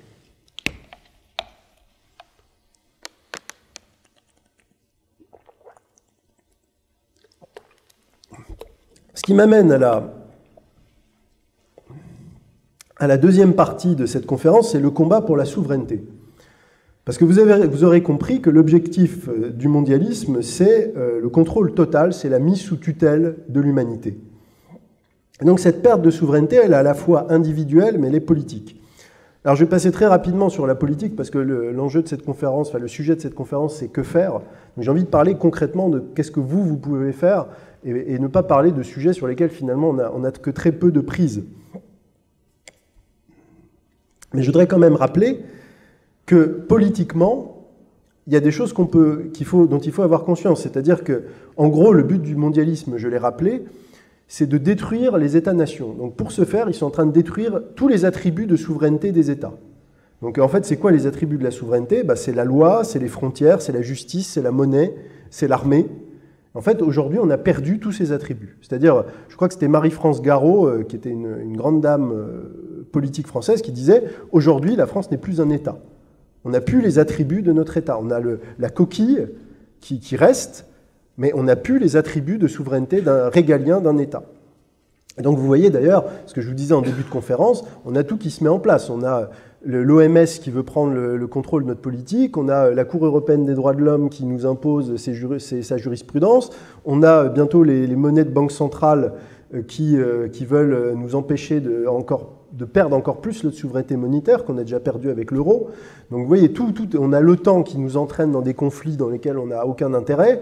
Enfin, vous voyez, on a perdu tous les attributs de notre souveraineté. Donc au niveau politique, les gens me disent « qu'est-ce qu'il faut faire ?» Voilà, c'est simple, il faut retrouver tous les attributs de notre souveraineté. Donc ça veut dire sortir de l'OTAN, sortir de l'euro, c'est sortir de l'Union européenne qui est une construction voulue par le mondialisme. Je vous ai parlé du plan Kalergi et de la pan-Europe. Voilà, c'est ça, mais il faut libérer la France aussi, parce que je vous parlais de l'infiltration. Le vrai enjeu politique, c'est de libérer notre pays, mais c'est très compliqué parce que justement l'infiltration est de longue date et elle est, je dirais, très ancrée. Donc ça, c'est un vrai sujet. Mais je voudrais terminer, quand même évoquer un point sur le plan politique, parce que je suis en Bretagne, c'est attention au piège du régionalisme. Parce que ça, c'est une stratégie du mondialisme, et Pierre Hillard a écrit un très bel article là-dessus dans un de ses livres, qui résume la doctrine mondialiste, c'est que pour faire éclater les États-nations, le mondialisme le dit noir sur blanc, on va s'appuyer sur le régionalisme. Parce que l'objectif, qu'est-ce que c'est? C'est d'avoir des régions, par exemple des euro-régions, c'est diviser pour mieux régner. C'est-à-dire qu'on va morceler la France. Alors il y aura la Bretagne, il y aura l'Alsace, il y aura peut-être l'Occitanie, il y aura la Corse. Et en fait, tout ça, ça sera directement à Bruxelles. Et donc c'est diviser pour mieux régner, c'est-à-dire qu'il n'y aura plus de puissance suffisante pour faire échec au mondialisme.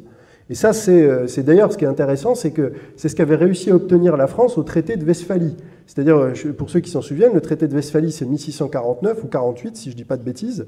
Et en fait, c'était le coup de génie, c'était de dire pour empêcher l'Allemagne de devenir une grande puissance européenne qui pourrait faire, enfin l'Allemagne n'existait pas à l'époque, je fais un anachronisme, de menacer la France, on va morceler l'Allemagne en plein de petites principautés. Et ça, c'est neutraliser géopolitiquement un rival. Et donc, c'est ce que fait le mondialisme. Et par exemple, vous le voyez, c'est ce qu'il est en train de faire, il encourage par exemple l'indépendantisme catalan. Et vous voyez, quand il y a eu l'histoire du référendum en Catalogne, les leaders indépendantistes sont allés se réfugier à Bruxelles. Mais ce n'est pas un hasard. Vous voyez, par exemple, je viens de l'Est de la France, en Alsace, l'Alsace est devenue depuis, je crois, l'année dernière, la communauté européenne d'Alsace. Il n'y a plus de conseil général d'Alsace, ou du Haut-Rhin ou du Bas-Rhin, c'est la communauté européenne d'Alsace. Donc c'est en train de se mettre en place. Le démantèlement de la France, il est prévu. Et donc, moi, vous avez bien compris, vu comment je vous parle de la Révolution française, je ne suis pas un fan du jacobinisme ou du centralisme jacobin républicain, mais je dis attention, toujours ce piège, ces techniques même de manipulation du mondialisme, si vous êtes attaché à l'indépendance et à l'autonomie de la Bretagne, attention que ce combat ne soit pas exploité par le mondialisme, qui est très fort pour vous, justement, pour jouer de ces antagonismes. Et gardez, c'est pour ça que je vous disais en première partie, comprenez les objectifs à long terme du mondialisme. Le but du mondialisme, c'est de faire exploser les États-nations historiques. Donc gardez en tête que ce qu'ils veulent, c'est faire exploser la France. Donc je suis allé voir les Savoyards, je leur ai dit attention à l'indépendance de la Savoie. J'irai voir les Corses, je leur dirai la même chose. Je dis, vous, en Bretagne, que vous avez envie de retrouver une autonomie, de défendre la langue bretonne, la culture bretonne, ça c'est tout à fait juste, plus d'autonomie au niveau local, mais que ça ne se fasse pas, ne mettez pas cette volonté au service du projet mondialiste de faire exploser la France. Parce que la France faible, c'est ce qu'ils veulent. Et c'est ce qu'ils ont essayé de faire avec la Russie, c'est ce qu'ils ont essayé de faire aux États-Unis. Ils essayent à chaque fois avec la guerre civile, et là ce qu'ils ont essayé de faire sous Trump avec Black Lives Matter, etc., ils essayent toujours de faire éclater les constructions historiques que sont les États. Donc il faut en avoir conscience. Donc fin de cette petite parenthèse, mais vraiment attention à ça, parce que lisez Pierre Hillard, je crois que le livre c'est Chronique du mondialisme, Et il a tout un chapitre vraiment documenté, sourcé, issu des projets même de la Commission européenne ou de différents think tanks mondialistes eux-mêmes. Mais donc je vais vous parler surtout aujourd'hui de que faire de la souveraineté individuelle. Parce qu'on a toujours tendance, ça c'est une tendance peut-être humaine, c'est de se projeter, de se passionner pour des sujets géopolitiques, des grands sujets, il faut sortir de l'Europe, il faudrait remplacer le gouvernement, réformer la Constitution. Mais en fait, ça c'est des sujets sur lesquels on n'a pas vraiment de prise, qui demandent une organisation politique globale, alors qu'en fait il y a des choses qu'on peut faire concrètement. Et je crois que j'ai cette vision qu'on ne peut pas avoir un pays fort et souverain s'il n'est pas composé d'individus souverains et de familles souveraines. Parce que la cellule de base de la société, c'est la famille. Donc si on n'a pas de famille souveraine, on ne peut pas avoir de pays souverain, ce n'est pas possible. Et donc, et justement, le mondialisme, c'est ça, parce que le mondialisme fait tout pour saper notre souveraineté, nos souverainetés concrètes. Je pense que vous avez tous remarqué qu'on est aujourd'hui dans une société de l'infantilisation permanente. L'État devient notre parent. Ils nous disent qu'on a le droit de manger, manger des légumes, faites du sport, attention, ne fumez pas trop, c'est pas bon pour votre santé, marchez tant de kilomètres par jour. À chaque fois que je prends le train, il y a cette petite voix de la speakerine, attention, vous n'avez pas oublié vos bagages, n'oubliez rien. C'est insupportable, mais on a l'impression qu'on est une maman qui est en permanence en train de parler à ses enfants et lui dire « Attention, il fait froid, tu as bien pensé à mettre ton manteau et ton écharpe. » Mais c'est insupportable. Et ça, on l'a vu pendant la crise du Covid. Vous avez vu que les médecins, l'État a dit aux médecins ce qu'ils avaient le droit de prescrire. Ce qui est invraisemblable. Et l'ordre des médecins n'a trouvé rien à redire. Non, mais on n'a jamais vu ça dans l'histoire de notre pays. Et ça, c'est partout pareil. Par exemple, vous avez les agriculteurs. Moi, je soutiens totalement le combat des agriculteurs qu'on a eu en début d'année. Les agriculteurs disent on veut moins de normes, on veut moins de contraintes. Mais les agriculteurs, par la PAC, ils sont complètement contraints dans ce ils peuvent cultiver ou pas pour toucher les aides. S'ils ne respectent pas les critères de la PAC, ils ne touchent pas d'aide, donc ils ne peuvent pas vivre. Donc ils sont piégés. Et donc, vous n'avez pas entendu des représentants d'agriculteurs dire « mais nous, on ne veut pas ça, on veut le retour du protectionnisme, on veut faire comme font certains pays qui mettent des quotas, la France peut tout produire par elle-même, mis à part peut-être des bananes ou des mangues ou je ne sais quoi, on peut tout produire sur la terre de France, qu'est-ce qu'on a besoin d'aller faire venir des produits du reste de l'Europe? On pourrait se nourrir nous-mêmes, et c'était le cas avant. Donc, vous voyez, les revendications, elles ne portent pas là-dessus. Les revendications, elles s'attaquent là encore aux symptômes et pas aux causes. C'est la même chose pour, par exemple, dans le bâtiment. Pareil, vous êtes architecte, vous êtes dans le BTP, pareil, vous devez choisir certains matériaux. Vous devez notamment utiliser du béton, parce que c'est ça pour toucher les aides, etc. Donc vous voyez, en fait, on perd notre souveraineté, et là où on la perd de manière la plus visible, c'est dans l'éducation. L'État veut contrôler l'éducation de nos enfants, et il y a quelque chose de très très grave qui s'est passé en 2022, c'est la fin de l'instruction en famille. Et ça, c'était un sujet qui aurait dû être un enjeu central de l'élection présidentielle en 2022, dont personne n'a parlé. Pour rappel, jusqu'en 2022, on était à un régime qui était déclaratif, c'est-à-dire que vous deviez faire l'instruction en famille, vous informiez le rectorat que vous le faisiez, et le rectorat venait vérifier s'il y avait bien des cours, s'il n'y avait pas des maltraitances, etc., ce qui est normal. C'est le rôle de l'État de contrôler ce genre de choses. Mais maintenant, depuis 2022, c'est soumis à autorisation. C'est-à-dire que maintenant, vous demandez à l'État le droit de faire l'instruction en famille. Mais la loi n'a jamais dit ça pendant plus d'un siècle. La loi disait l'instruction doit être faite, mais après, c'est la liberté de le faire soit dans l'école publique, soit en famille, soit dans une école privée, dans une école hors contrat. Donc vous voyez, et ça a été changé et c'est passé comme une lettre à la poste. Et ça, c'est le combat absolument central. La liberté scolaire, c'est un sujet de fond, parce que qui contrôle le cerveau des enfants contrôle l'avenir. Je veux dire, c'est pour ça qu'ils ont voulu détruire notamment les congrégations religieuses qui assuraient une grande partie de l'enseignement, parce qu'il fallait détacher les jeunes Français du lien avec la foi, le catholicisme, l'Église. Là, maintenant, ils sont en train de lobotomiser les enfants avec ce qui se passe à l'école, avec notamment le genre. Les enfants sortent de l'école primaire, ou même des fois du collège, ils ne savent même pas lire et écrire. C'est une catastrophe. Et donc ça aussi, ça fait partie du projet. Donc, se battre aussi bien pour l'instruction en famille que pour les écoles hors contrat, Ça, c'est très important. Et ce que vous pouvez faire concrètement, c'est soutenir toutes les initiatives qui visent à défendre la liberté scolaire. Ça, c'est plus important même que d'aller mettre votre bulletin dans l'urne. Ça, je veux dire, là, vous avez un vrai enjeu. Donc, les gens me demandent qu'est-ce qu'on peut faire. Eh ben, soit monter des écoles, soutenez-les financièrement, soutenez-les par du temps. Et si vous devez faire du militantisme, militez pour qu'on revienne sur cette liberté de l'instruction en famille, parce qu'on a perdu une liberté qui était fondamentale. Et on ne peut pas laisser l'État violer nos libertés fondamentales. Et pour continuer sur le thème des enfants, il y a une chose très simple que vous pouvez faire pour lutter contre le mondialisme et protéger justement vos enfants qui sont l'avenir. C'est protégez-les des écrans, protégez-les du numérique. Parce que le numérique est un véritable poison pour les enfants. Il y a un chercheur qui s'appelle Michel Desmurget qui a écrit un livre qui s'appelle « La fabrique du crétin digital » où il démontre, étude à l'appui, les ravages du numérique sur le cerveau des enfants.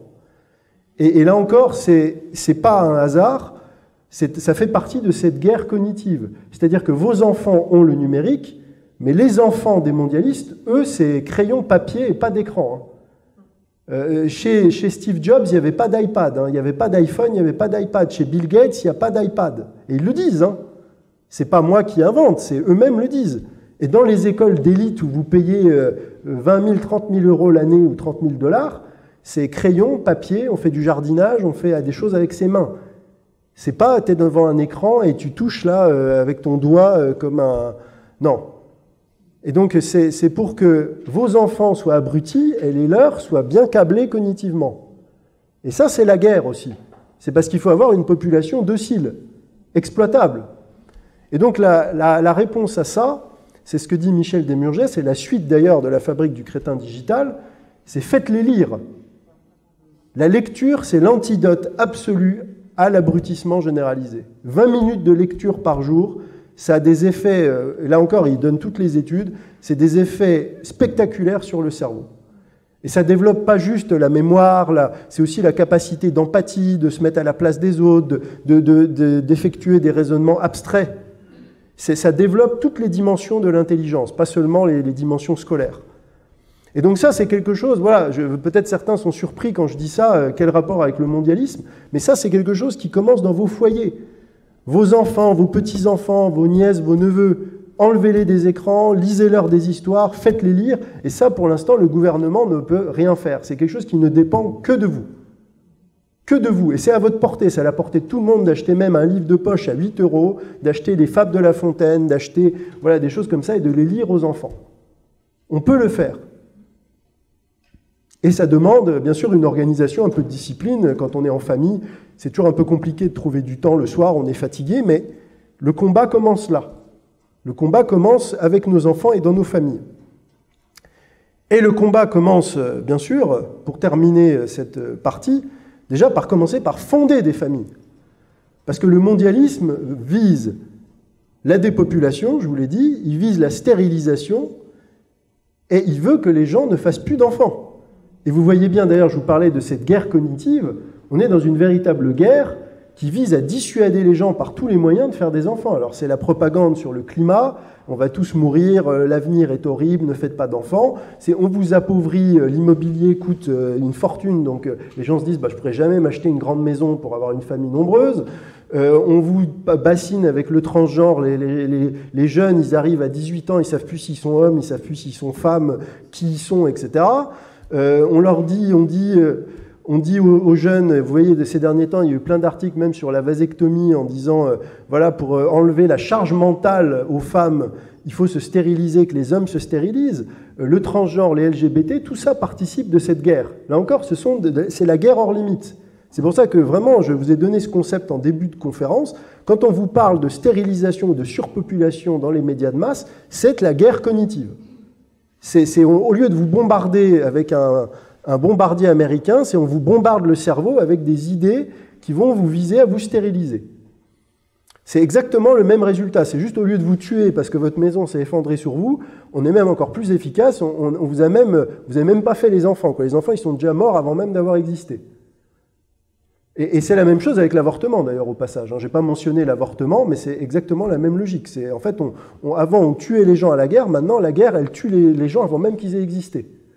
Donc, c'est ça, la guerre hors limite. Donc ça, et puis après, une fois qu'on a eu des enfants et qu'on a fondé un foyer, il faut en plus que ce soit un foyer stable, si possible. Donc là, c'est encore un autre sujet qui mériterait une conférence, c'est la guerre entre les sexes, et le féminisme, l'hystérie féminine, et puis son contre-coup qui est la réaction du virilisme exacerbé, les hommes qui ne veulent pas des femmes, le phénomène incel, les gens qui disent « Ah non, non, moi les femmes, je veux plus en entendre parler, on est bien qu'entre gars, les femmes, elles sont devenues complètement folles, etc. » À chaque fois, les deux extrêmes se retrouvent. L'objectif, c'est d'empêcher des relations harmonieuses entre les sexes et d'empêcher les gens de fonder des foyers. Donc vous voyez, là encore, ce sont autant d'exemples de la guerre qui nous est menée. Et pour finir, si nous voulons gagner cette guerre et ce combat pour la souveraineté, il faut pouvoir agir en groupe. Parce que le mondialisme vise aussi à ça. Le mondialisme vise à vous isoler, à vous atomiser dans vos relations sociales, à vous rendre impuissants. Impuissants à l'action. Et c'est-à-dire, c'est toujours pareil, c'est eux et vous. Vous, ils vous disent « Ah oui, soyez indépendants, vous êtes seuls, vous avez besoin de personne. » Par contre, eux, ils sont hyper communautaires, ils se cooptent, ils s'aident entre eux, etc. Ils font des réseaux, ils se retrouvent régulièrement pour faire avancer leurs projets, avec Davos, avec le Bilderberg, avec la commission trilatérale. Eux, ils ont plein de structures pour se coopter, pour avancer, etc. Et nous, on est isolés, on n'arrive pas. Et ça, c'est aussi un problème. Je l'évoque parce qu'on en a beaucoup parlé récemment avec plusieurs personnes. C'est qu'on a un gros défaut en France, c'est qu'on passe notre temps à nous tirer dans les pattes.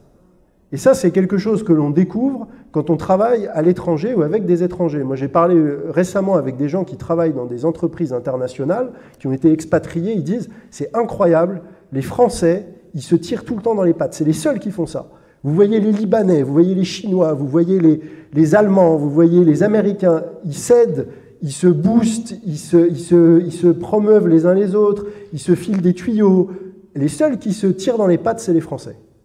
Les Français, on a perdu cette capacité à agir de façon communautaire, à se serrer les coudes, à se soutenir, et on croit qu'on va s'en sortir tout seul.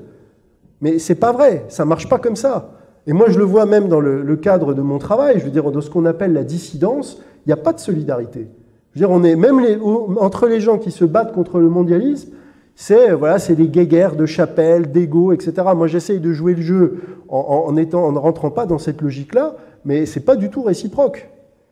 Parce qu'on est en France, je ne sais pas pourquoi on a développé ça, enfin, c'est déjà peut-être le problème des tribus gauloises dont parle César déjà dans la guerre des Gaules, c'est qu'on n'est pas capable de s'entraider et d'être communautaire. On est toujours dans ces guéguerres de personnes, et ça va nous coûter très très cher, parce qu'on est face à des ennemis très organisés. Et si on n'est pas capable de se serrer les coudes et de comprendre qu'on s'en sortira malgré nos différences, qu'on est dans le même bateau, on ne va pas y arriver. Et moi, ce que je dis toujours aux gens, c'est que avant de vous projeter dans des combats géopolitiques ou politiques à grande échelle, déjà, regardez si au niveau local, vous arrivez à créer des communautés. C'est d'ailleurs, je salue le travail que fait Catholiques de France, parce que eux, ce qu'ils font, ils le font pour les catholiques. Et c'est une grande chance d'avoir des associations de ce type qui, justement, permettent de se fédérer, de se communautariser d'une certaine manière. Voilà, moi je suis très heureux, vous voyez, je suis quelqu'un qui fait ce travail pour le mondialisme, contre le mondialisme, qui est en plus ancré dans un combat aussi spirituel. Et vous avez des catholiques de France qui m'invitent, ça permet de tisser des liens, de rencontrer des gens comme vous présents dans le public aujourd'hui. C'est exactement ça qu'il faut faire, mais il faudrait faire ça fois 10, fois 100. Donc il faut qu'on arrive à faire ça. Et il faut des gens de bonne volonté qui s'entraident, qui soutiennent ces initiatives. Et qui soutiennent par différents moyens. Ça peut être par de l'argent, ça peut être par du temps, ça peut être en relayant les initiatives sur les réseaux sociaux. C'est aussi pour ça, tout à l'heure, je vous disais d'être présent sur les réseaux sociaux, parce que c'est aussi important de donner de la visibilité. Par exemple, dans quelques temps, on va publier la conférence d'aujourd'hui sur YouTube. Il faut la relayer, il faut dire, regardez, ça c'est intéressant, écoutez ça, etc. Et donc tout ça, c'est comme ça, en fait, qu'on mène le combat. Ce qui m'amène à la dernière partie de cette conférence, qui est le cœur du sujet, qui est justement la dernière brique pour combattre le mondialisme, c'est le combat spirituel. Pourquoi j'évoque ça? Parce que en fait, c'est le cœur, un des cœurs du sujet.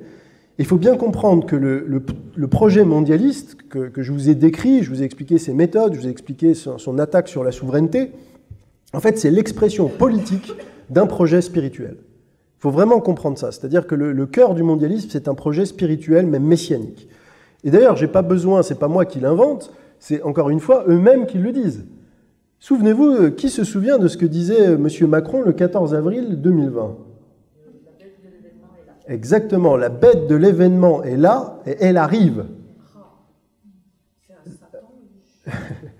La bête de l'événement est là et elle arrive. Et là encore, souvenez-vous aussi de la mise en scène qui avait eu lieu lors de son discours de victoire en 2017. Il s'était mis en scène devant la pyramide du Louvre, donc la pyramide, symbole maçonnique et ésotérique. Et vous voyez, il écartait les bras comme ça, et avec ses bras et la pyramide, ça fait le symbole maçonnique. D'ailleurs, au passage, peut-être que certains d'entre vous le savent, mais à partir de Mitterrand, dans les années 80, nous avons une architecture maçonnique et occulte qui est mise en place à Paris. La pyramide du Louvre s'inscrit dans un continuum qui va du Palais Royal avec les colonnes de Buren. Vous avez la pyramide du Louvre, d'ailleurs intéressant de voir qu'il y a la pyramide visible et la pyramide invisible. Ça, c'est un principe alchimique, c'est ce qui est au-dessus est comme ce qui est en dessous. Donc vous avez la pyramide comme ça et la pyramide comme ça. Vous avez après l'obélisque de la place de la Concorde. Donc obélisque, ça c'est aussi un symbole ésotérique maçonnique, c'est Osiris. Et vous avez à la fin l'Arche de la Défense. Et l'Arche de la Défense, j'ai découvert d'ailleurs pour la petite histoire en faisant mes recherches, qu'un des actionnaires principaux qui avait 50% de la société de gestion de l'Arche de la Défense, c'est M. Robert Maxwell, le père de Ghislaine Maxwell, l'associé de Jeffrey Epstein. Donc le monde est petit. Et oui, et qui était aussi au passage actionnaire de TF1. Et oui. Donc ça, c'est ça la réalité. Il y a un très bon livre, si ça vous intéresse, alors, qui est très difficile à trouver, mais vous pouvez au moins voir la couverture, qui a été publié dans les années 90, c'est François Mitterrand, grand architecte de l'univers. Et c'est sur toute la symbolique occulte des travaux de Mitterrand durant ses mandats. Donc si vous voulez, eux sont dans cette logique ésotérique occulte, ils l'affichent dans l'espace public. Et alors, c'est exactement ce que je vous disais tout à l'heure avec les livres, la différence, eux et vous. C'est-à-dire qu'eux, ils baignent dans le surnaturel, dans l'occulte, mais vous, pour le commun des mortels, ils nous ont plongés dans le matérialisme. Et eux, ils nous ont donné le matérialisme pour justement nous priver des outils, pour comprendre le surnaturel. Et donc, notre époque aujourd'hui, elle est matérialiste, elle est naturaliste, pour reprendre un terme philosophique. Qu'est-ce que ça veut dire concrètement? Ça veut dire qu'on ne croit plus à l'âme, à l'immortalité de l'âme, on ne croit plus au miracle, on ne croit plus au pouvoir de la prière, on ne croit pas à la vie après la mort, on ne croit plus aux saints, à la communion des saints, tout ce qui était notamment le legs chrétien. Mais ça a des conséquences politiques, c'est-à-dire les gens parfois me disent « mais ok, c'est très bien, mais quel rapport avec le mondialisme ?» Je vais vous donner un exemple, plusieurs. Par exemple, si vous croyez qu'il n'y a pas d'âme et qu'il n'y a pas de vie après la mort, la seule vie que vous avez, c'est celle-ci. C'était d'ailleurs le sermon de l'abbé Roger tout à l'heure. C'est le temps dont on dispose. Les mondialistes pensent qu'ils n'ont que ce temps-là. Donc vous comprenez pourquoi, par exemple, les grandes entreprises, les grandes fortunes mondialistes mettent autant d'argent dans la cure de jouvence, dans la quête de la vie éternelle, la régénération cellulaire, la cryogénisation pour vivre éternellement. Vous comprenez aussi le transhumanisme. Si, contrairement aux chrétiens, vous ne croyez pas que le corps est sacré, qu'il est parfait, que Dieu nous a créés à son image et à sa ressemblance, donc il a fait de notre corps une perfection, vous voyez le corps comme une machine. Donc une machine, déjà on peut changer des pièces. Quand le processeur de votre ordinateur n'est pas assez rapide pour faire tourner un logiciel, vous changez le processeur, vous rajoutez un peu de mémoire. Là c'est pareil, on va vous mettre un implant, on va vous mettre une puce. Et puis quand le matériel il est obsolète, on le jette à la casse. Ça, c'est l'euthanasie. C'est une fois que vous êtes plus bon, vous êtes plus productif, allez hop, à la poubelle. Ça, c'est ce que dit M. Attali. À partir de 65 ans, on coûte plus que ce qu'on rapporte. Donc c'est ça la vision, il y a une conséquence pratique de cette vision spirituelle. Et puis ça vous permet aussi de comprendre pourquoi il y a autant de perversion, pédocriminalité, déviance, etc. Parce que si on ne croit pas à la morale, si on ne croit pas au bien, au mal, bah c'est en fait la seule boussole, c'est son plaisir. Et ça, c'est ce que, d'ailleurs, c'est Dostoïevski, à la fin du 19e, qui a cette intuition, déjà, dans les frères Karamazov. Il fait dire à un de ses personnages, si Dieu n'existe pas, alors tout est permis. Et ça, c'est la doctrine du mondialiste, la doctrine morale, si j'ose dire. C'est tout est permis. Il n'y a plus de limites. Et d'ailleurs, vous voyez aussi la propagande qu'on retrouve dans la publicité tout le temps, dépasser les limites, repousser les limites. Il n'y a plus de limites. Mais ça aussi, c'est de l'ingénierie sociale. On est en train de détruire la morale naturelle. Et donc, et ça, qui dit ça ? Qui est le principe qui est derrière tout ça ? Moi, c'est ce que j'ai découvert en travaillant sur la dimension spirituelle du mondialisme. Moi, ce qui m'a frappé et qui est absolument sidérant, c'est que ce que le mondialisme dit et veut, c'est exactement ce que la Bible a toujours dit du diable. Ce que c'est le serpent. Et ça, vous le retrouvez d'ailleurs dès le début avec le récit de la Genèse. Et alors, ce qui est assez fascinant et qui choquera sûrement, j'espère, les catholiques présents aujourd'hui, c'est que quand vous lisez les mondialistes ou les occultistes, ils ont une lecture inversée du récit de la Genèse. C'est-à-dire qu'eux, ils voient Satan comme le libérateur. Ils disent « Ève, elle a eu raison de transgresser, de ne pas obéir à Dieu, parce que Dieu, il était très méchant, il ne voulait pas qu'on devienne comme lui, il ne voulait pas qu'on devienne des dieux. Il voulait nous cacher la connaissance. » Et alors, heureusement qu'on a écouté le serpent. Et donc, il y a toute cette littérature occulte, ésotérique, luciférienne, qui présente Satan comme le libérateur de l'homme. Et donc, c'est ça qui est. Et donc, c'est pour ça, vous comprenez mieux pourquoi les mondialistes et tous nos dirigeants actuels sont dans la transgression permanente. Parce que eux, leur Dieu, entre guillemets, c'est le Dieu de la transgression. Et d'ailleurs, moi, j'ai découvert, c'est toujours rigolo, parce qu'ils vous disent eux-mêmes. J'ai découvert, par exemple, les travaux de quelqu'un qui s'appelle Saul Alinsky. Saul Alinsky, c'est le maître à penser de l'extrême gauche radicale. C'est un sociologue américain qui a écrit la Bible de l'activiste d'extrême gauche. Ça s'appelle en anglais « Rules for Radicals », donc le manuel du parfait radical, enfin guide manuel du radical. Alors moi j'aime bien lire quand je peux en anglais les textes originaux pour pas qu'il y ait des pertes dans la traduction. Et donc je trouve le PDF de ce livre sur Internet, je commence à scroller pour trouver les premières pages, et là je lis la dédicace. Et ben, tenez-vous bien, la dédicace, le livre commence comme ça, je dédie ce livre au plus grand rebelle, celui qui s'est rebellé contre l'ordre établi de Dieu, ô Lucifer, je te dédie ce livre. C'est le maître à penser de l'extrême gauche qui écrit ça. Donc ils le disent eux-mêmes. Et ce que je dis souvent aux gens, quand on parle de Lucifer, c'est que bon, la culture populaire un peu a ridiculisé le diable, hein, pour ceux qui y croient encore. Lucifer, c'est pas le type avec le juste au corps, les petites cornes, les fourches. Lucifer, c'est un ange. Et c'est le premier des anges, c'est un ange très séduisant. Et l'Évangile le dit d'ailleurs, Satan est un ange de lumière, et il peut nous tromper parce qu'il est ange de lumière. Et donc, et c'est ça la puissance séductrice du mondialisme. C'est qu'il y a beaucoup de gens qui adhèrent au projet que je vous ai décrit, ce projet de disparition des nations, de destruction des religions traditionnelles, parce que c'est une utopie. Ils disent, mais regardez, ça sera formidable. Quand on aura détruit tous les pays, ben, il y aura la paix, ce sera la paix perpétuelle, c'est Kant, la paix perpétuelle universelle. Et puis quand il n'y aura plus de religion, ben, il n'y aura plus de guerre de religion, on aura tous la même religion, ça sera super. Et donc, des gens sont séduits par ça. Mais ça, c'est la séduction du diable. Et donc, la clé que je donne toujours, c'est, de toute façon, Satan, on peut le reconnaître à deux choses. On peut le reconnaître à la mort. Satan sème la mort. On dit, Satan est homicide. Il veut tuer l'homme. Et il veut tuer l'homme que Dieu a créé à son image et à sa ressemblance. Satan est jaloux de l'homme. Il veut le tuer ou le damner. Et donc, la culture de mort, c'est toujours la marque du diable. Et ça, c'est ce que je dis souvent à des auditoires qui ne sont pas forcément chrétiens ou catholiques. Je leur dis, même si vous êtes athée, c'est la culture de la mort. Vous faites la différence entre la culture de la vie et la culture de la mort. Et la culture de la mort, bah, c'est quoi? On est en plein dedans, hein. C'est l'euthanasie, c'est l'avortement, c'est l'organiser des guerres mondiales ou des conflits avec des milliers de morts ou des millions de morts de chaque côté. Ça, vous êtes sûr, c'est signé, c'est le diable. c'est aussi le mensonge.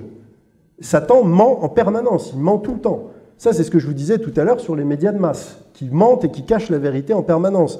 Et d'ailleurs, le Christ lui-même le dit. Moi, je vous cite cette phrase où tout est dit sur le diable. C'est dans Jean. « Vous avez pour père le diable et vous voulez accomplir les désirs de votre père. Il a été meurtrier dès le commencement et il ne se tient pas dans la vérité parce qu'il n'y a pas de vérité en lui. Lorsqu'il profère le mensonge, il parle de son propre fond, car il est menteur et le père du mensonge. » Voilà, vous avez tout qui est là. Comme toujours dans la Bible, tout est dit. Et souvent, le plus grand mensonge du diable, c'est de présenter votre mise en esclavage comme un progrès ou une émancipation.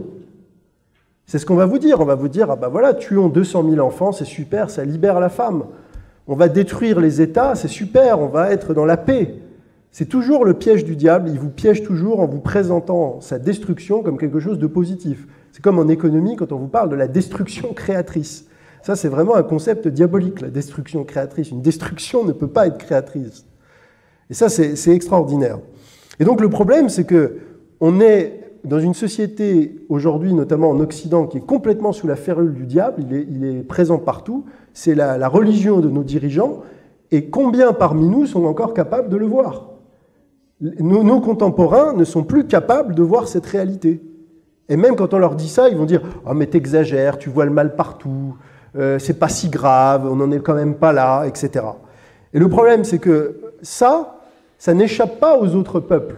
Quand vous prenez du recul, moi j'avais été scié sur ma chaise, c'était en 2022, c'était Vladimir Poutine qui, dans un discours à Valdaï, disait « Nous avons l'impression que l'Occident est sous la coupe d'une religion inversée, un satanisme pur et simple. » C'est des mots quand même d'une force extraordinaire, d'un chef d'État. Et dans la salle, il y avait des gens de tous les pays, parce que c'était un forum international, ils étaient d'accord, ils applaudissaient. Vous allez au Moyen-Orient, vous allez en Orient, vous allez en Afrique, ils disent mais oui, ils sont sous le joug de Satan, les Occidentaux, et ils ne voient pas. Ils sont devenus fous à expliquer que des enfants de 4 ans peuvent changer de sexe, à avoir des invertis qui sont au plus haut poste de gouvernement, mais ils sont devenus complètement dingues. Ils ont une émigration de masse qui détruit leur pays et ils accueillent encore les migrants en disant « venez, welcome », etc. Mais ils disent « mais ils sont devenus cinglés ». Et ils ne comprennent pas. Ils disent « mais ils ne voient pas, ils n'ont pas conscience de ce qui se passe ». Et ça, c'est possible. On en est arrivé là parce que la cause première, c'est le dérèglement spirituel. Et ce que les gens ne voient pas, c'est qu'il y a une hiérarchie, c'est-à-dire il y a le spirituel, le culturel ou le métapolitique et le politique. Et que si vos principes spirituels sont déréglés, ça a des conséquences sur le politique. Et ça ne veut pas dire pour autant qu'il faut négliger le politique. Ça, j'ai des fois des discussions avec certains catholiques, parce que certains catholiques disent, alors il y a plusieurs attitudes, il y a « Ah, de toute façon, le bon Dieu va s'occuper de tout. Il va faire le boulot. Nous, on a juste à prier, il va faire tout à notre place. » Ou « Moi, je suis bon chrétien, je vais être un bon chrétien, ça suffit. Je ne vais pas m'occuper de la politique. » Mais ça, c'est une erreur. Alors, j'en ai parlé à un prêtre, il m'a dit « L'erreur qu'ils font, c'est de croire que la grâce remplace la nature. » Parce que la grâce, elle surélève la nature, elle ne la remplace pas. Et il y a des catégories qui sont différentes. Le religieux est une catégorie, le politique est une autre catégorie. Et il ne faut pas faire l'erreur de croire que le religieux peut se substituer au politique et vice-versa. Vous pouvez être un très bon chrétien et être complètement nul sur le plan politique. Et ça, l'exemple de ça, moi je prends cet exemple, c'est par exemple quelqu'un comme Louis XVI. Louis XVI, roi très chrétien, quand on regarde son comportement, notamment pendant la Révolution française, du point de vue de la morale chrétienne et de son comportement de chrétien, il n'y a rien à dire.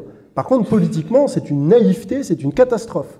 Et parce qu'il ne tient pas son rôle de roi et qu'il commet des erreurs politiques, il entraîne un mal pour la société française et qu'on paye encore aujourd'hui.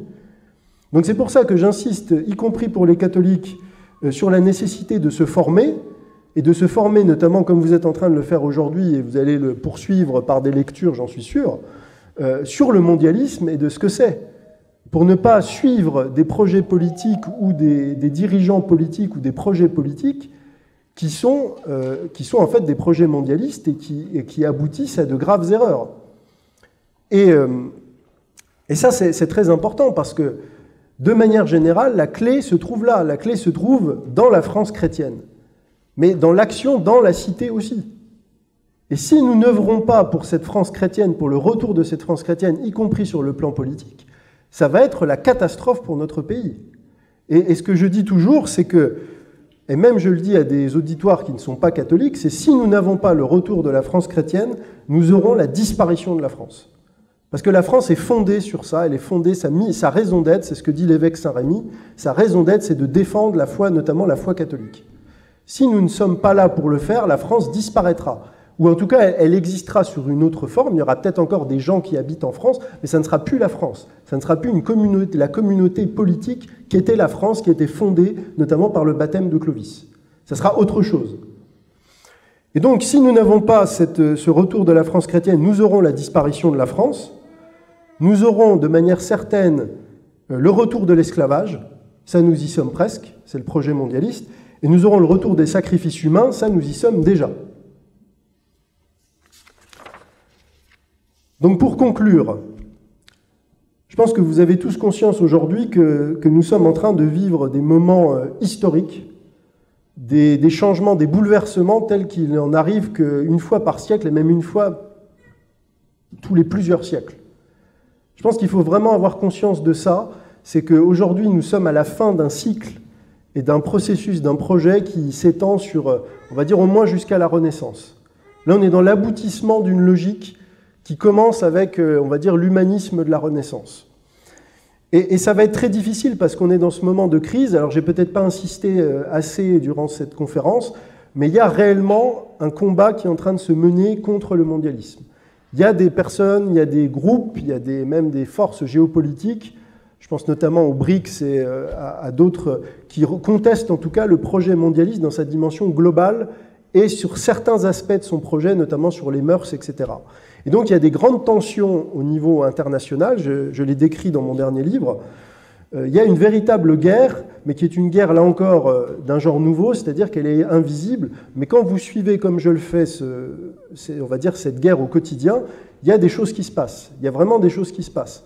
Par exemple, j'évoquais ça récemment, l'abrogation de la défense fédérale de l'avortement aux États-Unis, Roe versus Wade, l'arrêt Roe versus Wade en 2022, pour moi, c'est une marque de la guerre invisible. C'est-à-dire que ça a toujours été une ligne rouge pour les mondialistes américains. Il ne fallait jamais que ça soit retoqué.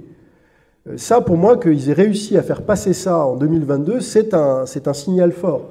La fin du dollar qui est en train d'être contestée, que vous ayez par exemple l'Arabie Saoudite qui vend au Pakistan son pétrole en monnaie chinoise, ça c'est un truc, c'est hallucinant quand vous connaissez comment fonctionne le système financier et monétaire international. Il y a des choses qui se passent, il y a des choses concrètes, il y a des réseaux qui sont démantelés, enfin il y a beaucoup de choses qui se passent. Mais nous on est au cœur de ce bouleversement.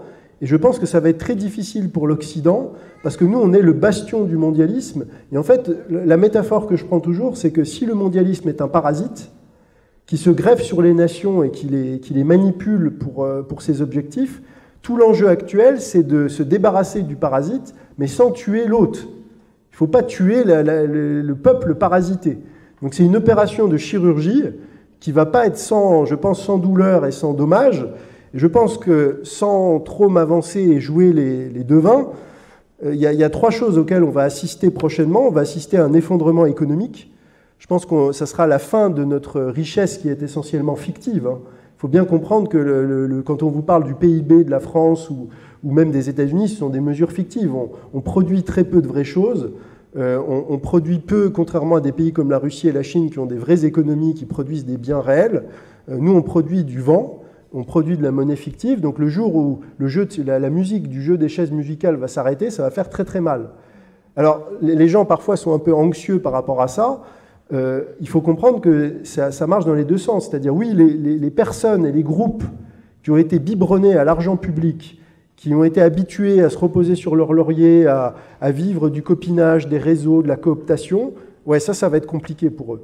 Par contre, les gens qui ont appris à se débrouiller, à tisser des vrais réseaux, à être solidaires, qui se retroussent les manches, qui ont envie de bosser, qui ont envie de se donner du mal, et qui sont plus malins que les autres, là, dans un monde où tout se casse la figure et où c'est les plus débrouillards qui survivent, là, ils vont avoir des opportunités qui vont s'ouvrir pour eux.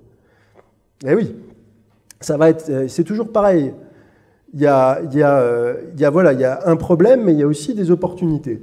Il va y avoir aussi un effondrement spirituel, c'est-à-dire que les gens vont se rendre compte justement de cette violence et ce caractère mortifère de la société sans Dieu, hein, c'est le retour du paganisme notamment, et c'est pour ça que justement il faut, et c'est le sens de mon travail, de donner aux gens justement une porte de sortie qui est la foi catholique. Et je ne vais pas insister sur ça parce que je l'ai beaucoup développé dans la troisième partie.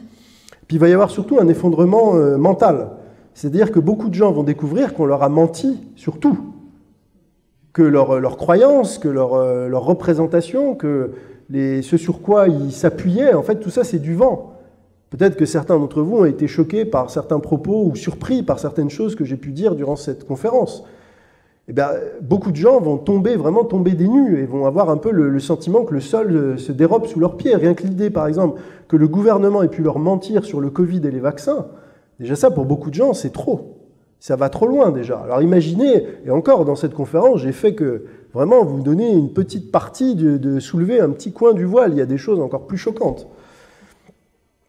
Donc, c'est pour ça qu'il faut avoir vraiment conscience de ce qui va se produire et avoir conscience que le monde de demain repose vraiment sur nous, sur les gens qui auront compris ça et qui ont commencé déjà à préparer l'après, qui ont déjà compris ce que c'est que le mondialisme, compris son projet, compris qu'il faut le combattre. Et une fois que ce projet sera vaincu et aura été mis en échec, eh ben, il va falloir tout reconstruire. Il va falloir reconstruire sur des ruines. Et le problème, c'est que ces ruines, c'est un projet colossal, parce que les ruines n'est pas seulement matérielle et politique, elle est aussi spirituelle et morale. Et c'est plus facile, comme dans l'après-guerre, de reconstruire, voilà, on a détruit des maisons, on va reconstruire les maisons, bon, c'est simple. Mais reconstruire spirituellement et moralement un peuple, c'est beaucoup plus difficile et ça demande beaucoup plus de temps. Parce qu'il y a des transmissions qui n'ont pas été faites, il y a des choses qui ne sont plus comprises, donc il faut quasiment repartir de zéro.